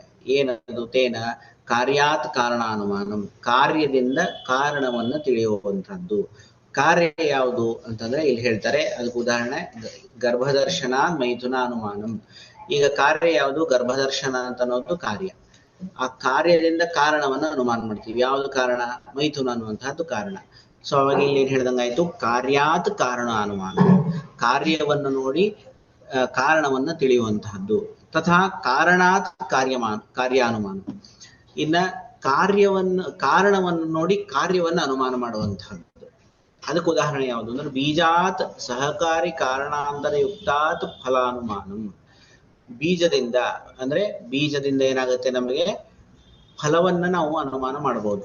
ಅನುಮಾನ ಅದು ಹೇಗಿರುತ್ತೆ ಅಂದ್ರೆ ಸಹಕಾರಿ ಕಾರಣಾಂತರ ಯುಕ್ತಾತ್, ಸಹಕಾರಿ ಕಾರಣಗಳೊಂದಿಗೆ ಸೇರಿದಂತಹ ಬೀಜದಿಂದ ಏನು ಅನುಮಾನ ಮಾಡ್ತೀವಿ? ಫಲವನ್ನು ಅನುಮಾನ ಮಾಡ್ತೀವಿ. ತಥಾ ಅಕಾರ್ಯ ಕಾರಣಭೂತಾನಾಂ ಸಾಮಾನ್ಯತೋ ದರ್ಶನಾದ್ ಅನುಮಾನಂ. ಇನ್ನ ಅಕಾರ್ಯ ಕಾರಣಭೂತಾನ ತಥಾ ಕಾರ್ಯ, ಇದು ಏನು? ತಥಾ ಅಷ್ಟೇ, ತಥಾ ಕಾರ್ಯಕಾರಣಭೂತಾನ. ಇನ್ನ ಕಾರ್ಯಕಾರಣಭೂತವಾದಂತಹದ್ದು ಒಂದು ಕಾರ್ಯ ಇನ್ನೊಂದು ಕಾರಣ ಆಗಿರ್ತದೆ. ಅಂದ್ರೆ ಎರಡು ಒಟ್ಟೊಟ್ಟಿಗೆ ಇರುವಂತಹದ್ದು. ಈಗ ಹಿಂದೆ ನೋಡಿದಂತಹ 2ರಲ್ಲಿ ಏನಾಯ್ತು? ಒಂದು ಕಾರಣ ಈಗ ನಮಗೆ ಕಾಣಿಸ್ತಾ ಇದೆ, ಕಾರ್ಯ ಕಾಣಿಸಿಲ್ಲ. ಅಲ್ಲ, ಕಾರ್ಯ ಕಾಣಿಸ್ತಾ ಇದೆ, ಕಾರಣ ಕಾಣಿಸಿಲ್ಲ. ಅದ್ಯಾವುದು? ಗರ್ಭ ದರ್ಶನ ಈಗ ಆಗಿದೆ, ಆದ್ರೆ ಅದ್ರ ಹಿಂದಿರ್ತಕ್ಕಂತಹ ಕಾರಣ ನಮಗೆ ಇಲ್ಲಿ ಗೋಚರ ಆಗ್ತಾ ಇಲ್ಲ. ಸೊ ಅದು ಏನಾಯ್ತು? ಅದು ಕಾರ್ಯಕಾರಣಗಳು ಒಟ್ಟೊಟ್ಟಿಗೆ ಇಲ್ಲ ಅಲ್ಲಿ. ಸೊ ಅದು ಒಂದು. ಇನ್ನ ಬೀಜಾತ್ ಫಲಮನಾಗತಮ್ಮ, ಅಲ್ಲಿ ಕೂಡ ಇಲ್ಲಿ ಕಾರಣ ನಮಗೆ ಕಾಣಿಸ್ತಾ ಇದೆ, ಕಾರ್ಯ ಇನ್ನೂ ಕಾಣಿಸಿಲ್ಲ. ಸೊ ಅಲ್ಲಿ ಏನಾಗಿದೆ? ಕಾರಣ ಮತ್ತು ಕಾರ್ಯ ಎರಡು ಒಟ್ಟೊಟ್ಟಿಗೆ ಇಲ್ಲ. ಅಲ್ಲಿ ನಾವೇನ್ ಮಾಡ್ತಿದೀವಿ? ಕಾರಣ ನೋಡಿ ಕಾರ್ಯವನ್ನು ತಿಳ್ಕೊತೀವಿ, ಕಾರ್ಯವನ್ನು ನೋಡಿ ಕಾರಣವನ್ನು ತಿಳ್ಕೊತೀವಿ. ಸೊ ಈ ರೀತಿಯಾಗಿ ಅಲ್ಲಿ ಈ ಉಳಿದ ಎರಡು ಕಾರಣಾತ್ ಕಾರ್ಯ ಮತ್ತು ಕಾರ್ಯಾತ್ ಕಾರಣ ಮಾಡುವಂತಹ ಎರಡು ಅನುಮಾನದಲ್ಲಿ ತಿಳಿತೀವಿ. ಆದ್ರೆ ಈ ಧೂಮಾಗ್ನಿಗಳನ್ನ ತಿಳಿಸುವಂತಹ ಈ ಒಂದು ಏನೋ ಅನುಮಾನ ಇದೆ, ಅಲ್ಲಿ ಕಾರ್ಯಕಾರಣ ಭಾವ ಎದುರಿಗೆ ಕಾಣಿಸ್ತಾ ಇದೆ, ಕಾರ್ಯವೂ ಕಾಣಿಸ್ತಾ ಇದೆ, ಕಾರಣನೂ ಕಾಣಿಸ್ತಾ ಇದೆ. ಕಾರ್ಯ ಯಾವುದು? ಧೂಮ. ಕಾರಣ ಯಾವುದು? ಬನ್ನಿ. ಅವೆರಡುಗಳು ಒಟ್ಟೊಟ್ಟಿಗೆ ಇರೋದ್ರಿಂದಾಗಿ ತಥಾ ಕಾರ್ಯಕಾರಣಭೂತಾನಾಂಚ, ಕಾರ್ಯಕಾರಣಭೂತವಾದಂತಹ ಸಾಮಾನ್ಯತೋ ದರ್ಶನಾದ್ ಅನುಮಾನಂ, ಸಾಮಾನ್ಯವಾಗಿ ನಮಗೆ ಕಾಣಿಸುವಂತಹದ್ರಿಂದ ಅಲ್ಲೇನು ಎರಡು ಒಟ್ಟೊಟ್ಟಿಗೆ ಇರುವಂತಹದ್ದನ್ನ ನಾವು ಅನುಮಾನ ಮಾಡ್ತೀವಿ. ಯಥಾ ಧೂಮಾತ್ ವರ್ತಮಾನ ಕ್ಷಣ ಸಂಬಂಧ ಅಗ್ನಿ ಅನುಮಾನಂ. ಧೂಮವನ್ನು ನೋಡಿ ವರ್ತಮಾನ ಕ್ಷಣದಲ್ಲಿ ಅಂದ್ರೆ ಈ ಸದ್ಯ ಕ್ಷಣದಲ್ಲಿ ಅದಕ್ಕೆ ಸಂಬಂಧಿಯಾದಂತಹ ಅಗ್ನಿಯನ್ನ ನಾವು ತಿಳಿತೀವಿ. ಸೊ ಏತತ್ ತ್ರಿವಿಧಂ ಅನುಮಾನಂ ಗೃಹೀತಂ ಭವತಿ. ಈ ರೀತಿಯಾಗಿ ವರ್ತಮಾನ, ಭೂತ ಮತ್ತು ಭವಿಷ್ಯತ್ ಈ ಮೂರು ವಿಧವಾದಂತಹ ಅನುಮಾನವನ್ನ ತಿಳಿತೀವಿ. ಮೂರು ಬಗೆಯ ಅನುಮಾನ ಅಂತ ತಿಳಿತೀವಿ. ಯಾವ ಮೂರು ಬಗೆಯದು? ಒಂದು ಕಾರಣಾತ್ ಕಾರ್ಯಾನುಮಾನ, ಇನ್ನ ಕಾರಣಾತ್ ಕಾರ್ಯಾನುಮಾನ ಮೊದಲನೇದು. ಎರಡನೇದು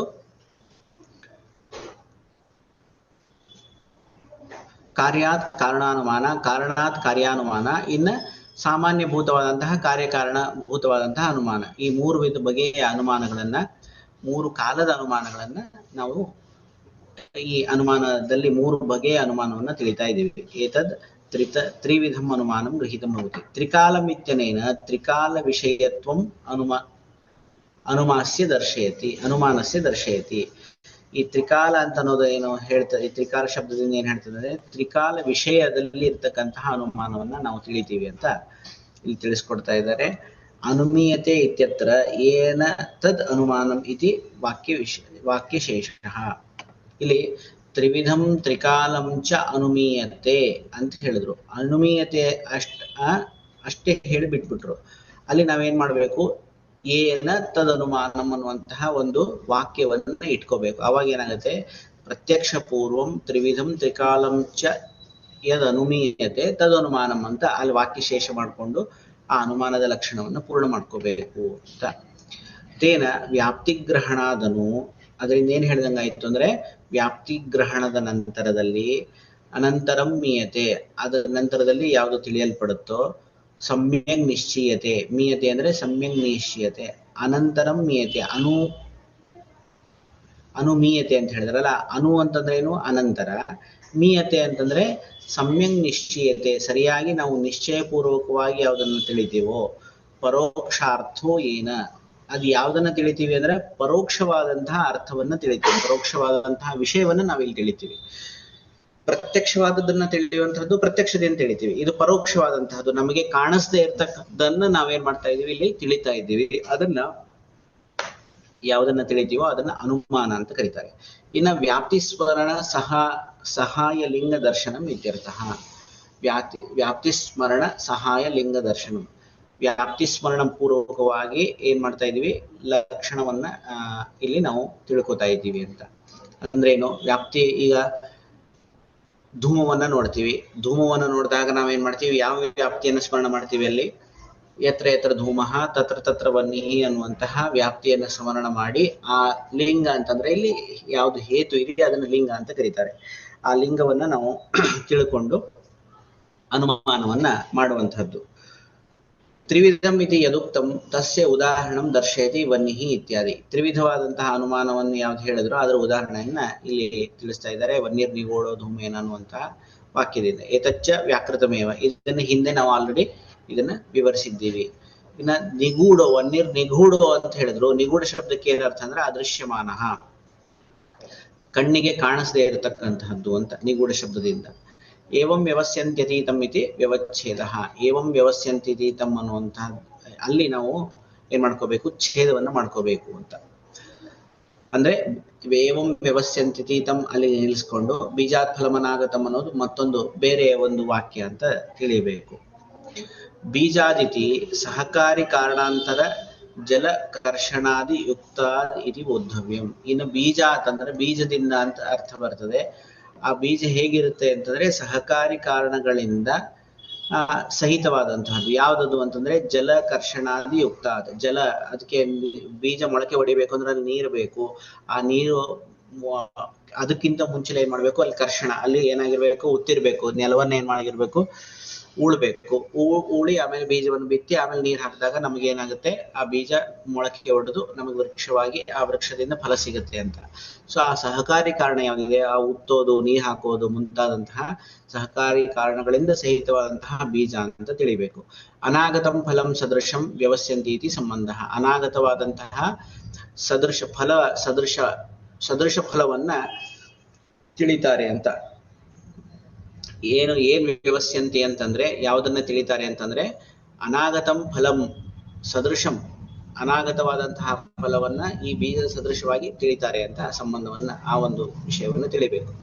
ದೃಷ್ಟ್ವಾ ಬೀಜಾತ್ ಫಲಂ ಜಾತಮಿತ್ಯನೇನ ಬೀಜ ಫಲಯೋಹೋ ಕಾರಣ ಕಾರ್ಯಲಕ್ಷಣ ವ್ಯಾಪ್ತಿಂ ದರ್ಶಯತಿ. ಇನ್ನ ದೃಷ್ಟ್ವಾ ಬೀಜಾತ್ ಫಲಂ ಅಂತ ಹೇಳೋದ್ರ ಆ ವಾಕ್ಯದ ವಿಶೇಷತೆ ಏನು ಅಂತಂದ್ರೆ, ಅಲ್ಲಿ ಬೀಜ ಮತ್ತು ಫಲಗಳ ಕಾರ್ಯಕಾರಣ ಲಕ್ಷಣವನ್ನ ತಿಳಿಸ್ಕೊಡ್ತಾ ಇದ್ದಾರೆ. ಆ ಬೀಜ ಅನ್ನೋದು ಕಾರಣ, ಫಲ ಅನ್ನೋದು ಕಾರ್ಯ. ಆ ಎರಡು ಕಾರ್ಯಕಾರಣ ಲಕ್ಷಣದ ವ್ಯಾಪ್ತಿಯನ್ನ ನಮಗೆ ಇಲ್ಲಿ ತಿಳಿಸ್ಕೊಟ್ರು. ದೃಷ್ಟ್ವಾ ಬೀಜಾತ್ ಫಲಂ ಅನ್ನೋದ್ರಿಂದ ಯದ್ಯಪಿ ಚ ಕಾರಣಂ ಕಾರ್ಯಂ ವ್ಯಭಿಚರತಿ. ಕೆಲವೊಂದ್ಸತಿ ಏನಾಗುತ್ತೆ, ಕಾರಣ ಏನಾಗುತ್ತೆ, ಅದು ಕಾರ್ಯವನ್ನ ಬಿಟ್ಟಿರುತ್ತೆ ಅಂತ. ಯಥೋ ನಾವಶ್ಯಂ ಬೀಜ ಸದ್ಭಾವೇ ಫಲಂ ಭವತಿ. ಏನೋ ಬೀಜ ಇದ್ದ ಮಾತ್ರಕ್ಕೆ ನಮಗೆ ಫಲ ಬರಬೇಕು ಅಂತ ಏನು ನಿಯಮ ಇಲ್ಲ. ಆ ಬೀಜ ಇದ್ರೂ ಕೂಡ ಫಲ ಸಂಭವಿಸದೇ ಇರುವಂತಹ ಎಷ್ಟೋ ಕಂಡೀಷನ್ಸ್ ಇರುತ್ತೆ. ತಥಾಪಿ ಆದ್ರೂ ಕೂಡ ಸಹಕಾರಿ ಕಾರಣಾಂತರ ಯುಕ್ತಂ ಬೀಜಂ ಫಲಂ ನ ವ್ಯಭಿಚರತಿ ಇತ್ಯಭಿಪ್ರಾಯೋ ಬೋದ್ಧವ್ಯ. ಆದ್ರಿಂದ ಏನೇ ಚಕ್ರಪಾಣಿ ಮೊದಲು ವಿವರಣೆ ಕೊಡ್ಬೇಕಾದ್ರೆ ಏನ್ ಹೇಳ್ತಾರೆ, ಸಹಕಾರಿ ಕಾರಣದಿಂದ ಯುಕ್ತವಾದಂತಹ ಬೀಜ ಇದ್ರೆ ಅದು ಫಲವನ್ನು ಕೊಡದೇ ಇರೋದಿಲ್ಲ ಅಂತ ಹೇಳಿ, ಅಲ್ಲಿ ಸಹಕಾರಿ ಕಾರಣದಿಂದ ಯುಕ್ತವಾದಂತಹ ಬೀಜ ಇದ್ರೆ ಅದು ನಿಶ್ಚಿತವಾಗಿಯೂ ಫಲವನ್ನು ಕೊಡುತ್ತೆ ಅಂತ.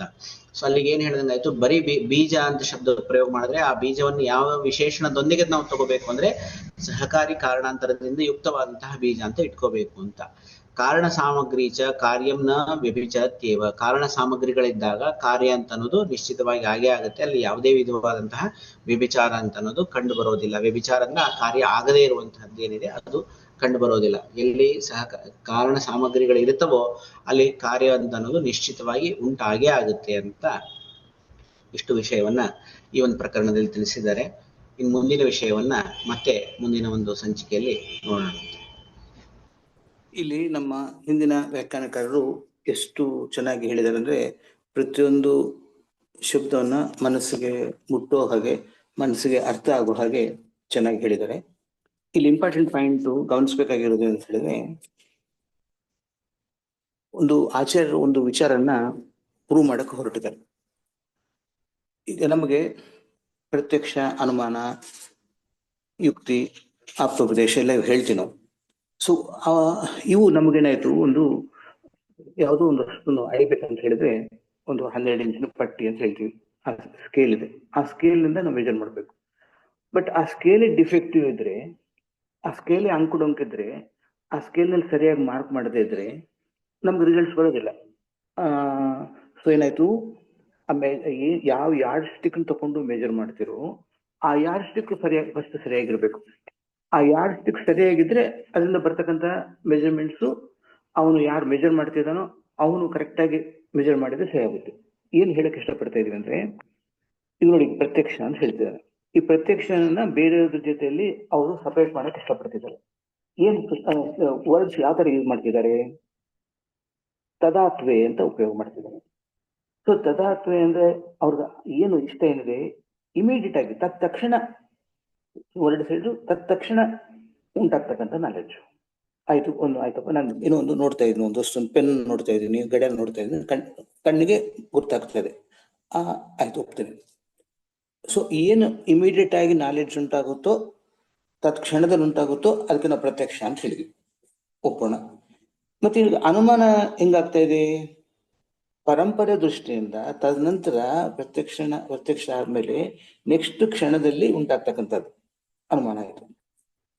ಮತ್ತೆ ಸ್ಮೃತಿ ಏನಾಯ್ತು, ದೃಷ್ಟ ಸ್ಮೃತ ಅನುಭೂತಾನಂ ಪುನಃಸ್ಮರಣಂ ಸ್ಮೃತಿ ರುಚ್ಯತೆ, ಯಾವುದೋ ಹಿಂದೆ ಆಗಿರ್ತಕ್ಕಂಥ ಮತ್ತೆ ಜ್ಞಾಪಕ ಇರ್ತಕ್ಕಂಥದ್ದು.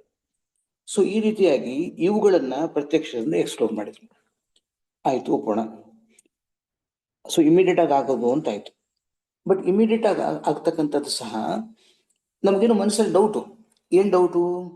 ಅದೇನು ಒಂದು ಹೊಲದಲ್ಲಿ ಒಂದು ಬಿದಿರು ಗೊಂಬೆ ನಿಲ್ಸಿರ್ತಾರೆ, ಒಂದು ಅಥವಾ ಒಂದು ಯಾವುದೋ ಒಂದು ಮನೆ ಮುಂದೆ ಒಂದು ಮರದ ಆಕಾರದಲ್ಲಿ ನಿಲ್ಸಿರ್ತಾರೆ. ಮನುಷ್ಯನೋ ಅಥವಾ ಗೊಂಬೆನೋ ಗುರ್ತಾಗೋದಿಲ್ಲ ನಮಗೆ. ಸೊ ಅದನ್ನ ಪ್ರತ್ಯಕ್ಷ ಅಂತ ಹೇಳ್ತೀವಾ? ಇಲ್ಲ, ಅದಕ್ಕೆ ನಾನು ಪ್ರತ್ಯಕ್ಷ ಅಂತ ಹೇಳಕ್ಕೆ ಇಷ್ಟಪಡೋದಿಲ್ಲ. ಅವನಿಗೆ ಅಬ್ಸಲ್ಯೂಟ್ ಆಗಿ, ಇಮಿಡಿಯೇಟ್ ಆಗಿ, ಕರೆಕ್ಟ್ ಆಗಿ, ಸ್ಪಷ್ಟವಾಗಿ ಜ್ಞಾನ ಆಗ್ತಕ್ಕಂಥದ್ದು. ಒಪ್ಪೋಣ, ಇದನ್ನ ಒಪ್ಪೋಣ. ಬಟ್ ಇದ್ರಲ್ಲಿ ಏನ್ ಬೇಕು ನಮಗೆ? ಆತ್ಮ, ಇಂದ್ರಿಯ, ಮನಸ್ಸು, ಇವುಗಳ ಒಂದು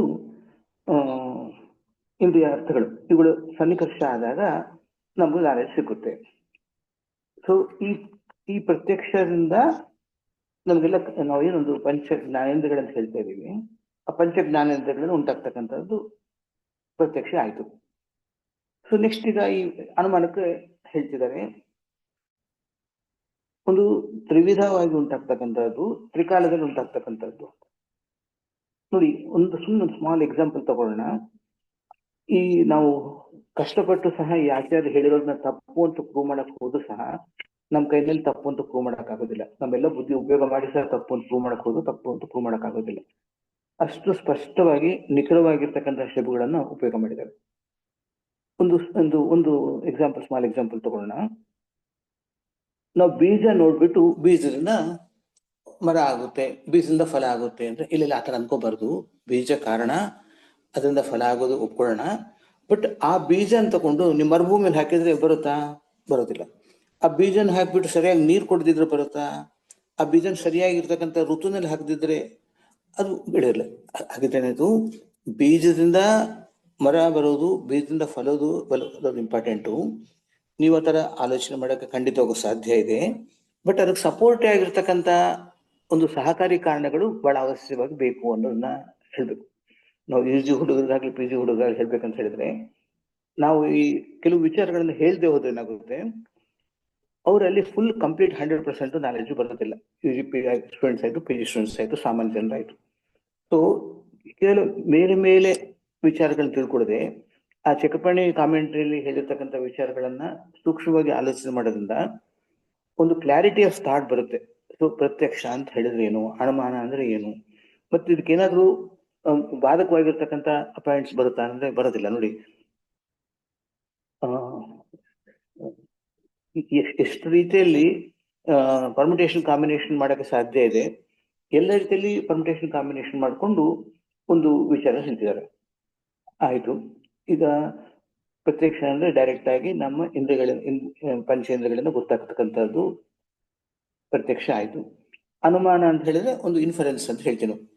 ಸಾಮಾನ್ಯವಾಗಿ ನಾವು ಚಿಕ್ಕ ಹುಡುಗರಿಂದ ಕಲ್ತ್ಕೊಂಡು ಬಂದಿರೋದೇನು, ಪರ್ವತೋ ವಹ್ನಿಮಾನ್ ಅಂತ ಹೇಳ್ತೀವಿ. ಆ ಪರ್ವತದಲ್ಲಿ ಬೆಂಕಿ ಇದೆಯಪ್ಪ ಅಂತ ಹೇಳ್ತೀವಿ. ಪರ್ವತದಲ್ಲಿ ಬೆಂಕಿ ಇದೆ ಅಂತ ಹೇಳಿದ್ರೆ ನಮ್ಮ ಕಣ್ಣಿಗೆ ದೂರದಿಂದ ಬೆಂಕಿ ಕಾಣಿಸ್ತಾ ಇಲ್ಲ, ಬಟ್ ಆ ಪರ್ವತದಲ್ಲಿ ಎಲ್ಲೋ ಒಂದು ಹೊಗೆ ಬರ್ತಾ ಇದೆ, ಹೊಗೆ ಅಂತ ಮಾತ್ರ ನಮ್ಗೆ ಕಾಣಿಸ್ತಾ ಇದೆ. ಆ ಹೊಗೆ ನೋಡ್ಕೊಂಡು ಏನ್ ಹೇಳ್ತೀವಿ, ಹೌದಪ್ಪ ಆ ಪರ್ವತದಲ್ಲಿ ಬೆಂಕಿ ಇದೆ. ಯಾಕಪ್ಪ ಅಂತ ಹೇಳಿದ್ರೆ, ಹೊಗೆ ಬೆಂಕಿ ಇಲ್ಲದೆ ಬರಕ್ ಸಾಧ್ಯ ಇಲ್ಲ. ಸೊ ನಾವು ಹೊಗೆ ನೋಡಿದಾಗ ಖಂಡಿತವಾಗೂ ಆ ಹೊಗೆ ಕಾರಣವಾಗಿರ್ತಕ್ಕಂಥ ಬೆಂಕಿ ಅಲ್ಲಿರ್ಬೇಕು.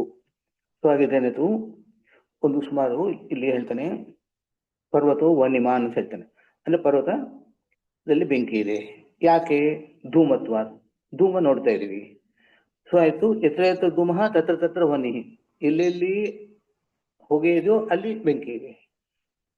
ಹಾಗಿದ್ರೆ ಆಯ್ತು, ಅದೇ ಒಂದು ರೂಲ್ ಅಪ್ಲೈ ಮಾಡ್ಕೊಂಡು ಸೊ ನಾವು ಏನ್ ಮಾಡ್ತಾ ಇದೀವಿ, ಯಥಾ ಮಹಾನಸಃ, ನಾವು ಅಡಿಗೆ ಮನೆಯಲ್ಲಿ ನೋಡ್ತೀವಿ. ಹೌದು, ಅಡಿಗೆ ಮನೆಯಲ್ಲಿ ಸಹ ಹೊಗೆನೂ ಇರುತ್ತೆ, ಬೆಂಕಿ ಇರುತ್ತೆ. ಉದಾಹರಣೆ ಆಯ್ತು. ಉಪನಯ ಮತ್ತೆ ನಿಗಮನ, ಹೇತು ಉದಾಹರಣ, ಉಪನಯ ನಿಗಮನ. ಸೊ ಈ ಪಂಚಾವಯ ವಾಕ್ಯ ಅಂತ ಹೇಳ್ತೀವಿ. ಸೊ ಈ ರೀತಿಯಾಗಿ ಆಲೋಚನೆ ಮಾಡ್ಕೊಂಡಾಗ, ಒಂದು ಪರ್ವತದಲ್ಲಿ ಹೊಗೆ ಇದೆ, ಹೊಗೆಯಿಂದ ನೀವು ಬೆಂಕಿಯನ್ನು ನಿರ್ಣಯ ಮಾಡ್ತೀರಿ. ಯಾಕೆ ನಿರ್ಣಯ ಮಾಡ್ತೀರಿ ಅಂದ್ರೆ, ಎಲ್ಲೆಲ್ಲಿ ಹೊಗೆ ಇದೆಯೋ ಅಲ್ಲಿ ಬೆಂಕಿ ಇದೆ ಅಂತ ಹೇಳ್ತಾ ಇದ್ರಿ. ನಾವು ಪ್ರಸಿದ್ಧವಾಗಿರ್ತಕ್ಕಂಥ ಸಾಮಾನ್ಯರಿಗೆಲ್ಲರೂ ಸಹ ಅಡಿಗೆ ಮನೆಯಲ್ಲಿ ನಾವು ನೋಡ್ತೀವಿ, ಅಡಿಗೆ ಮನೆಯಲ್ಲಿ ಹೊಗೆ ನೋಡಿದಾಗ ಬೆಂಕಿ ಇದೆ ಅಂತ ಹೇಳ್ತೀವಿ. ಸೊ ಹಾಗಿದ್ರೆ ನಮ್ಗೆ ಮನಸ್ಸಲ್ಲಿ ಬರೋ ಕನ್ಫ್ಯೂಷನ್ ಏನು, ಹೌದಪ್ಪ ಎಲ್ಲೆಲ್ಲಿ ಹೊಗೆ ಇದೆಯೋ ಅಲ್ಲಿ ಬೆಂಕಿ ಇದೆ. ಆ ಕಾರಣವಾಗಿ ಈ ಪರ್ವತದಲ್ಲಿ ನಾವು ಹೊಗೆ ನೋಡ್ತಾ ಇರೋ ಕಾರಣ ಬೆಂಕಿ ಇದೆ ಅಂತ ಆಲೋಚನೆ ಮಾಡ್ತಕ್ಕಂಥದ್ದು. ಅಂದ್ರೆ ಎಷ್ಟು ಒಂದು ನಿರ್ವಿವಾದವಾಗಿರ್ತಕ್ಕಂಥ ವಿಚಾರ ಇದೆ ಅಂತ ಹೇಳಿದ್ರೆ ಅದಕ್ಕೇನು ನಾವು ತಪ್ಪು ಕಂಡಿಡಕ್ಕಾಗೋದಿಲ್ಲ. ನಾವು BSc ಮುಗಿಸ್ಕೊಂಡು ಆಯುರ್ವೇದಕ್ಕೆ ಬಂದ್ವಿ. ಅಲ್ಲಿ ನಾವು ಕೆಮಿಸ್ಟ್ರಿ ಎಕ್ಸ್ಪ್ಲೋರ್ ಮಾಡ್ಬೇಕಾದ್ರೆ ಯಾವುದು ಸ್ಮೋಕು ಬೇರೆ ಬೇರೆ ಬರ್ತಾ ಇರುತ್ತೆ. ಅಲ್ಲಿ ಆ ಬೆಂಕಿದು ಸಂಬಂಧ ಇರೋದಿಲ್ಲ. ಬಟ್ ಹಾಗಿದ್ರೆ ಮತ್ತೆ ಆಯುರ್ವೇದ ತಪ್ಪಾಯ್ತಾ? ಇಲ್ಲ, ಇವ್ರದ್ದು ಏನ್ ಕಲ್ಪನೆ ಇದೆ ಆ ಕಲ್ಪನೆ ನೀವು ಆ ಕೆಮಿಸ್ಟ್ರಿ ಎಕ್ಸ್ಪೆರಿಮೆಂಟ್ಗೆ ಅಪ್ಲೈ ಮಾಡಿದ್ರೆ ನಮ್ಮ ಆಯುರ್ವೇದ ಕರೆಕ್ಟ್ ಅಂತ ಪ್ರೂವ್ ಬರುತ್ತೆ. ಈ ಆರ್ದ್ರ ಇಂಧನ ಇರಬೇಕು, ಆರ್ದ್ರ ಇಂಧನಕ್ಕೆ ಬೆಂಕಿ ಸೇರ್ಬೇಕು, ಆ ಬೆಂಕಿ ಸೇರಿದಾಗ ಅಲ್ಲಿ ಹೊಗೆ ಬರುತ್ತೆ ಅಂತ ಹೊಗೆಗೊಂದು ವಿಶೇಷವಾಗಿರ್ತಕ್ಕಂಥ ಒಂದು ವ್ಯಾಖ್ಯೆ ಕೊಡ್ತೇನೆ, ಸ್ಮೋಕ್ ಅಂತ ಹೇಳ್ತಿದ್ದಾನೆ. ಆ ಸ್ಮೋಕ್ ಅನ್ನೋದಕ್ಕೆ ಸಾಮಾನ್ಯವಾಗಿ ಆಡು ಭಾಷೆಯಲ್ಲಿ ಆಯ್ತು, ಆಯುರ್ವೇದ ಭಾಷೆಗಾಯ್ಲು ಒಂದು ಪರ್ಟಿಕ್ಯುಲರ್ ವಿಚಾರದಲ್ಲಿ ಸ್ಮೋಕ್ ಅಂತ ಧೂಮ ಅಂತ ಉಪಯೋಗ ಮಾಡ್ತೀವಾಗ್ಲಿ, ಎಲ್ಲದಕ್ಕೂ ಧೂಮ ಅಂತ ಉಪಯೋಗ ಮಾಡಕ್ ಸಾಧ್ಯ ಇಲ್ಲ. ಸೊ ಈ ರೀತಿಯಾಗಿ ಆ ಶಬ್ದಗಳನ್ನ ವ್ಯರ್ಥವಾಗಿ ನಿರರ್ಥಕವಾಗಿ ಉಪಯೋಗ ಮಾಡಕ್ ಹೋಗಿಲ್ಲ. ಸೊ ನಿಖರವಾಗಿ ಆ ಶಬ್ದಕ್ಕೆ ಇದೇ ಮೀನಿಂಗು, ಇಷ್ಟೇ, ಹೀಗೆ ಉಪಯೋಗ ಮಾಡ್ಬೇಕು ಅಂತ ಆಲೋಚನೆ ಮಾಡಿದ್ದಾರೆ. ಆಯ್ತು, ನೀವು ಇಷ್ಟೆಲ್ಲ ಆಲೋಚನೆ ಮಾಡ್ಕೊಂಡು ಇವತ್ತಿನ ಅಧ್ಯಯನದಲ್ಲಿ ನಾವೇನು ಆಲೋಚನೆ ಮಾಡ್ಕೊಂಡ್ವಿ, ಪ್ರತ್ಯಕ್ಷ ಮತ್ತು ಅನುಮಾನಗಳ ಬಗ್ಗೆ ಆಲೋಚನೆ ಮಾಡ್ಕೊಂಡ್ವಿ. ಇವುಗಳ ಒಂದು ತಳಹದಿ ಮೇಲೆ, ಪ್ರತ್ಯಕ್ಷ ಅನುಮಾನದ ತಳಹದಿ ಮೇಲೆ ಮತ್ತೆ ಮುಂದೆ ಬರ್ತಕ್ಕಂಥ ಯುಕ್ತಿ ಮುಂತಾದ ವಿಚಾರಗಳ ಬಗ್ಗೆ ಆಲೋಚನೆ ಮಾಡ್ಕೊಂಡಾಗ ನಮ್ಗೇನಾಗುತ್ತೆ, ಆಯುರ್ವೇದದ ಒಂದು ಆಳವನ್ನ, ಆಯುರ್ವೇದ ಅಗಲವನ್ನ, ಉದ್ದವನ್ನ ಕರೆಕ್ಟ್ ಆಗಿ ಅರ್ಥ ಮಾಡ್ಕೊಳಕ್ ಸಾಧ್ಯ ಆಗುತ್ತೆ. ಸೊ ಈ ಬೇಸಿಕ್ಸೇ ಅರ್ಥ ಆಗದೆ ನಾವು ಆಯುರ್ವೇದದಲ್ಲಿ ಒಂದು ಈಜಾಡಕ್ ಹೋದ್ರೆ ಸಮುದ್ರದಲ್ಲಿ ಈಜಾಡೋದ ಕಾಣಿಸುತ್ತೆ. ಸೊ ಇದು ನಾವು ಆಯುರ್ವೇದ ತಿಳ್ಕೊಳ್ಳೋರಿಗೆ ಈ ವಿಚಾರಗಳನ್ನ ತಿಳ್ಕೊಳ್ಳೋದು ಬಹಳ ಅವಸರ ಇದೆ. ಇದು ಮತ್ತೆ ಮತ್ತೆ ಓದ್ಕೊಂಡು ಇದನ್ನ ಮನದಟ್ಟು ಮಾಡ್ಕೊಂಡು ಮುಂದಕ್ಕೆ ಹೋದ್ರೆ ಮಾತ್ರ ಆಯುರ್ವೇದ ಅರ್ಥ ಆಗುತ್ತೆ ಅಂತ ನನ್ನ ಅಭಿಪ್ರಾಯ. ಮತ್ತೆ ಮುಂದಿನ ವಿಚಾರಗಳನ್ನ ಮುಂದಿನ ಸೆಷನ್ಸ್ ಅಲ್ಲಿ ನೋಡೋಣ. ಇಂದಿನ ಈ ಸಂಚಿಕೆಯನ್ನ ರಾಗಾದಿರೋಗಾನ್ ಶ್ಲೋಕವನ್ನ ಪಠಣ ಮಾಡೋದ್ರ ಮುಖಾಂತರ ಮುಕ್ತಾಯಗೊಳಿಸೋಣ. ರಾಗಾದಿರೋಗಾನ್ ಸತತಾನುಶಕ್ತಾನ್ ಅಶೇಷಕಾಯ ಪ್ರಸೃತಾನ್ ಶೇಷಾನ್ ಔತ್ಸುಕ್ಯ ಮೋಹಾರತಿದಾಂಜಘಾನ ಯೋ ಪೂರ್ವ ವೈದ್ಯಾಯ ನಮೋಸ್ತು ತಸ್ಮೈ. ನಮಸ್ಕಾರಗಳು, ಧನ್ಯವಾದ.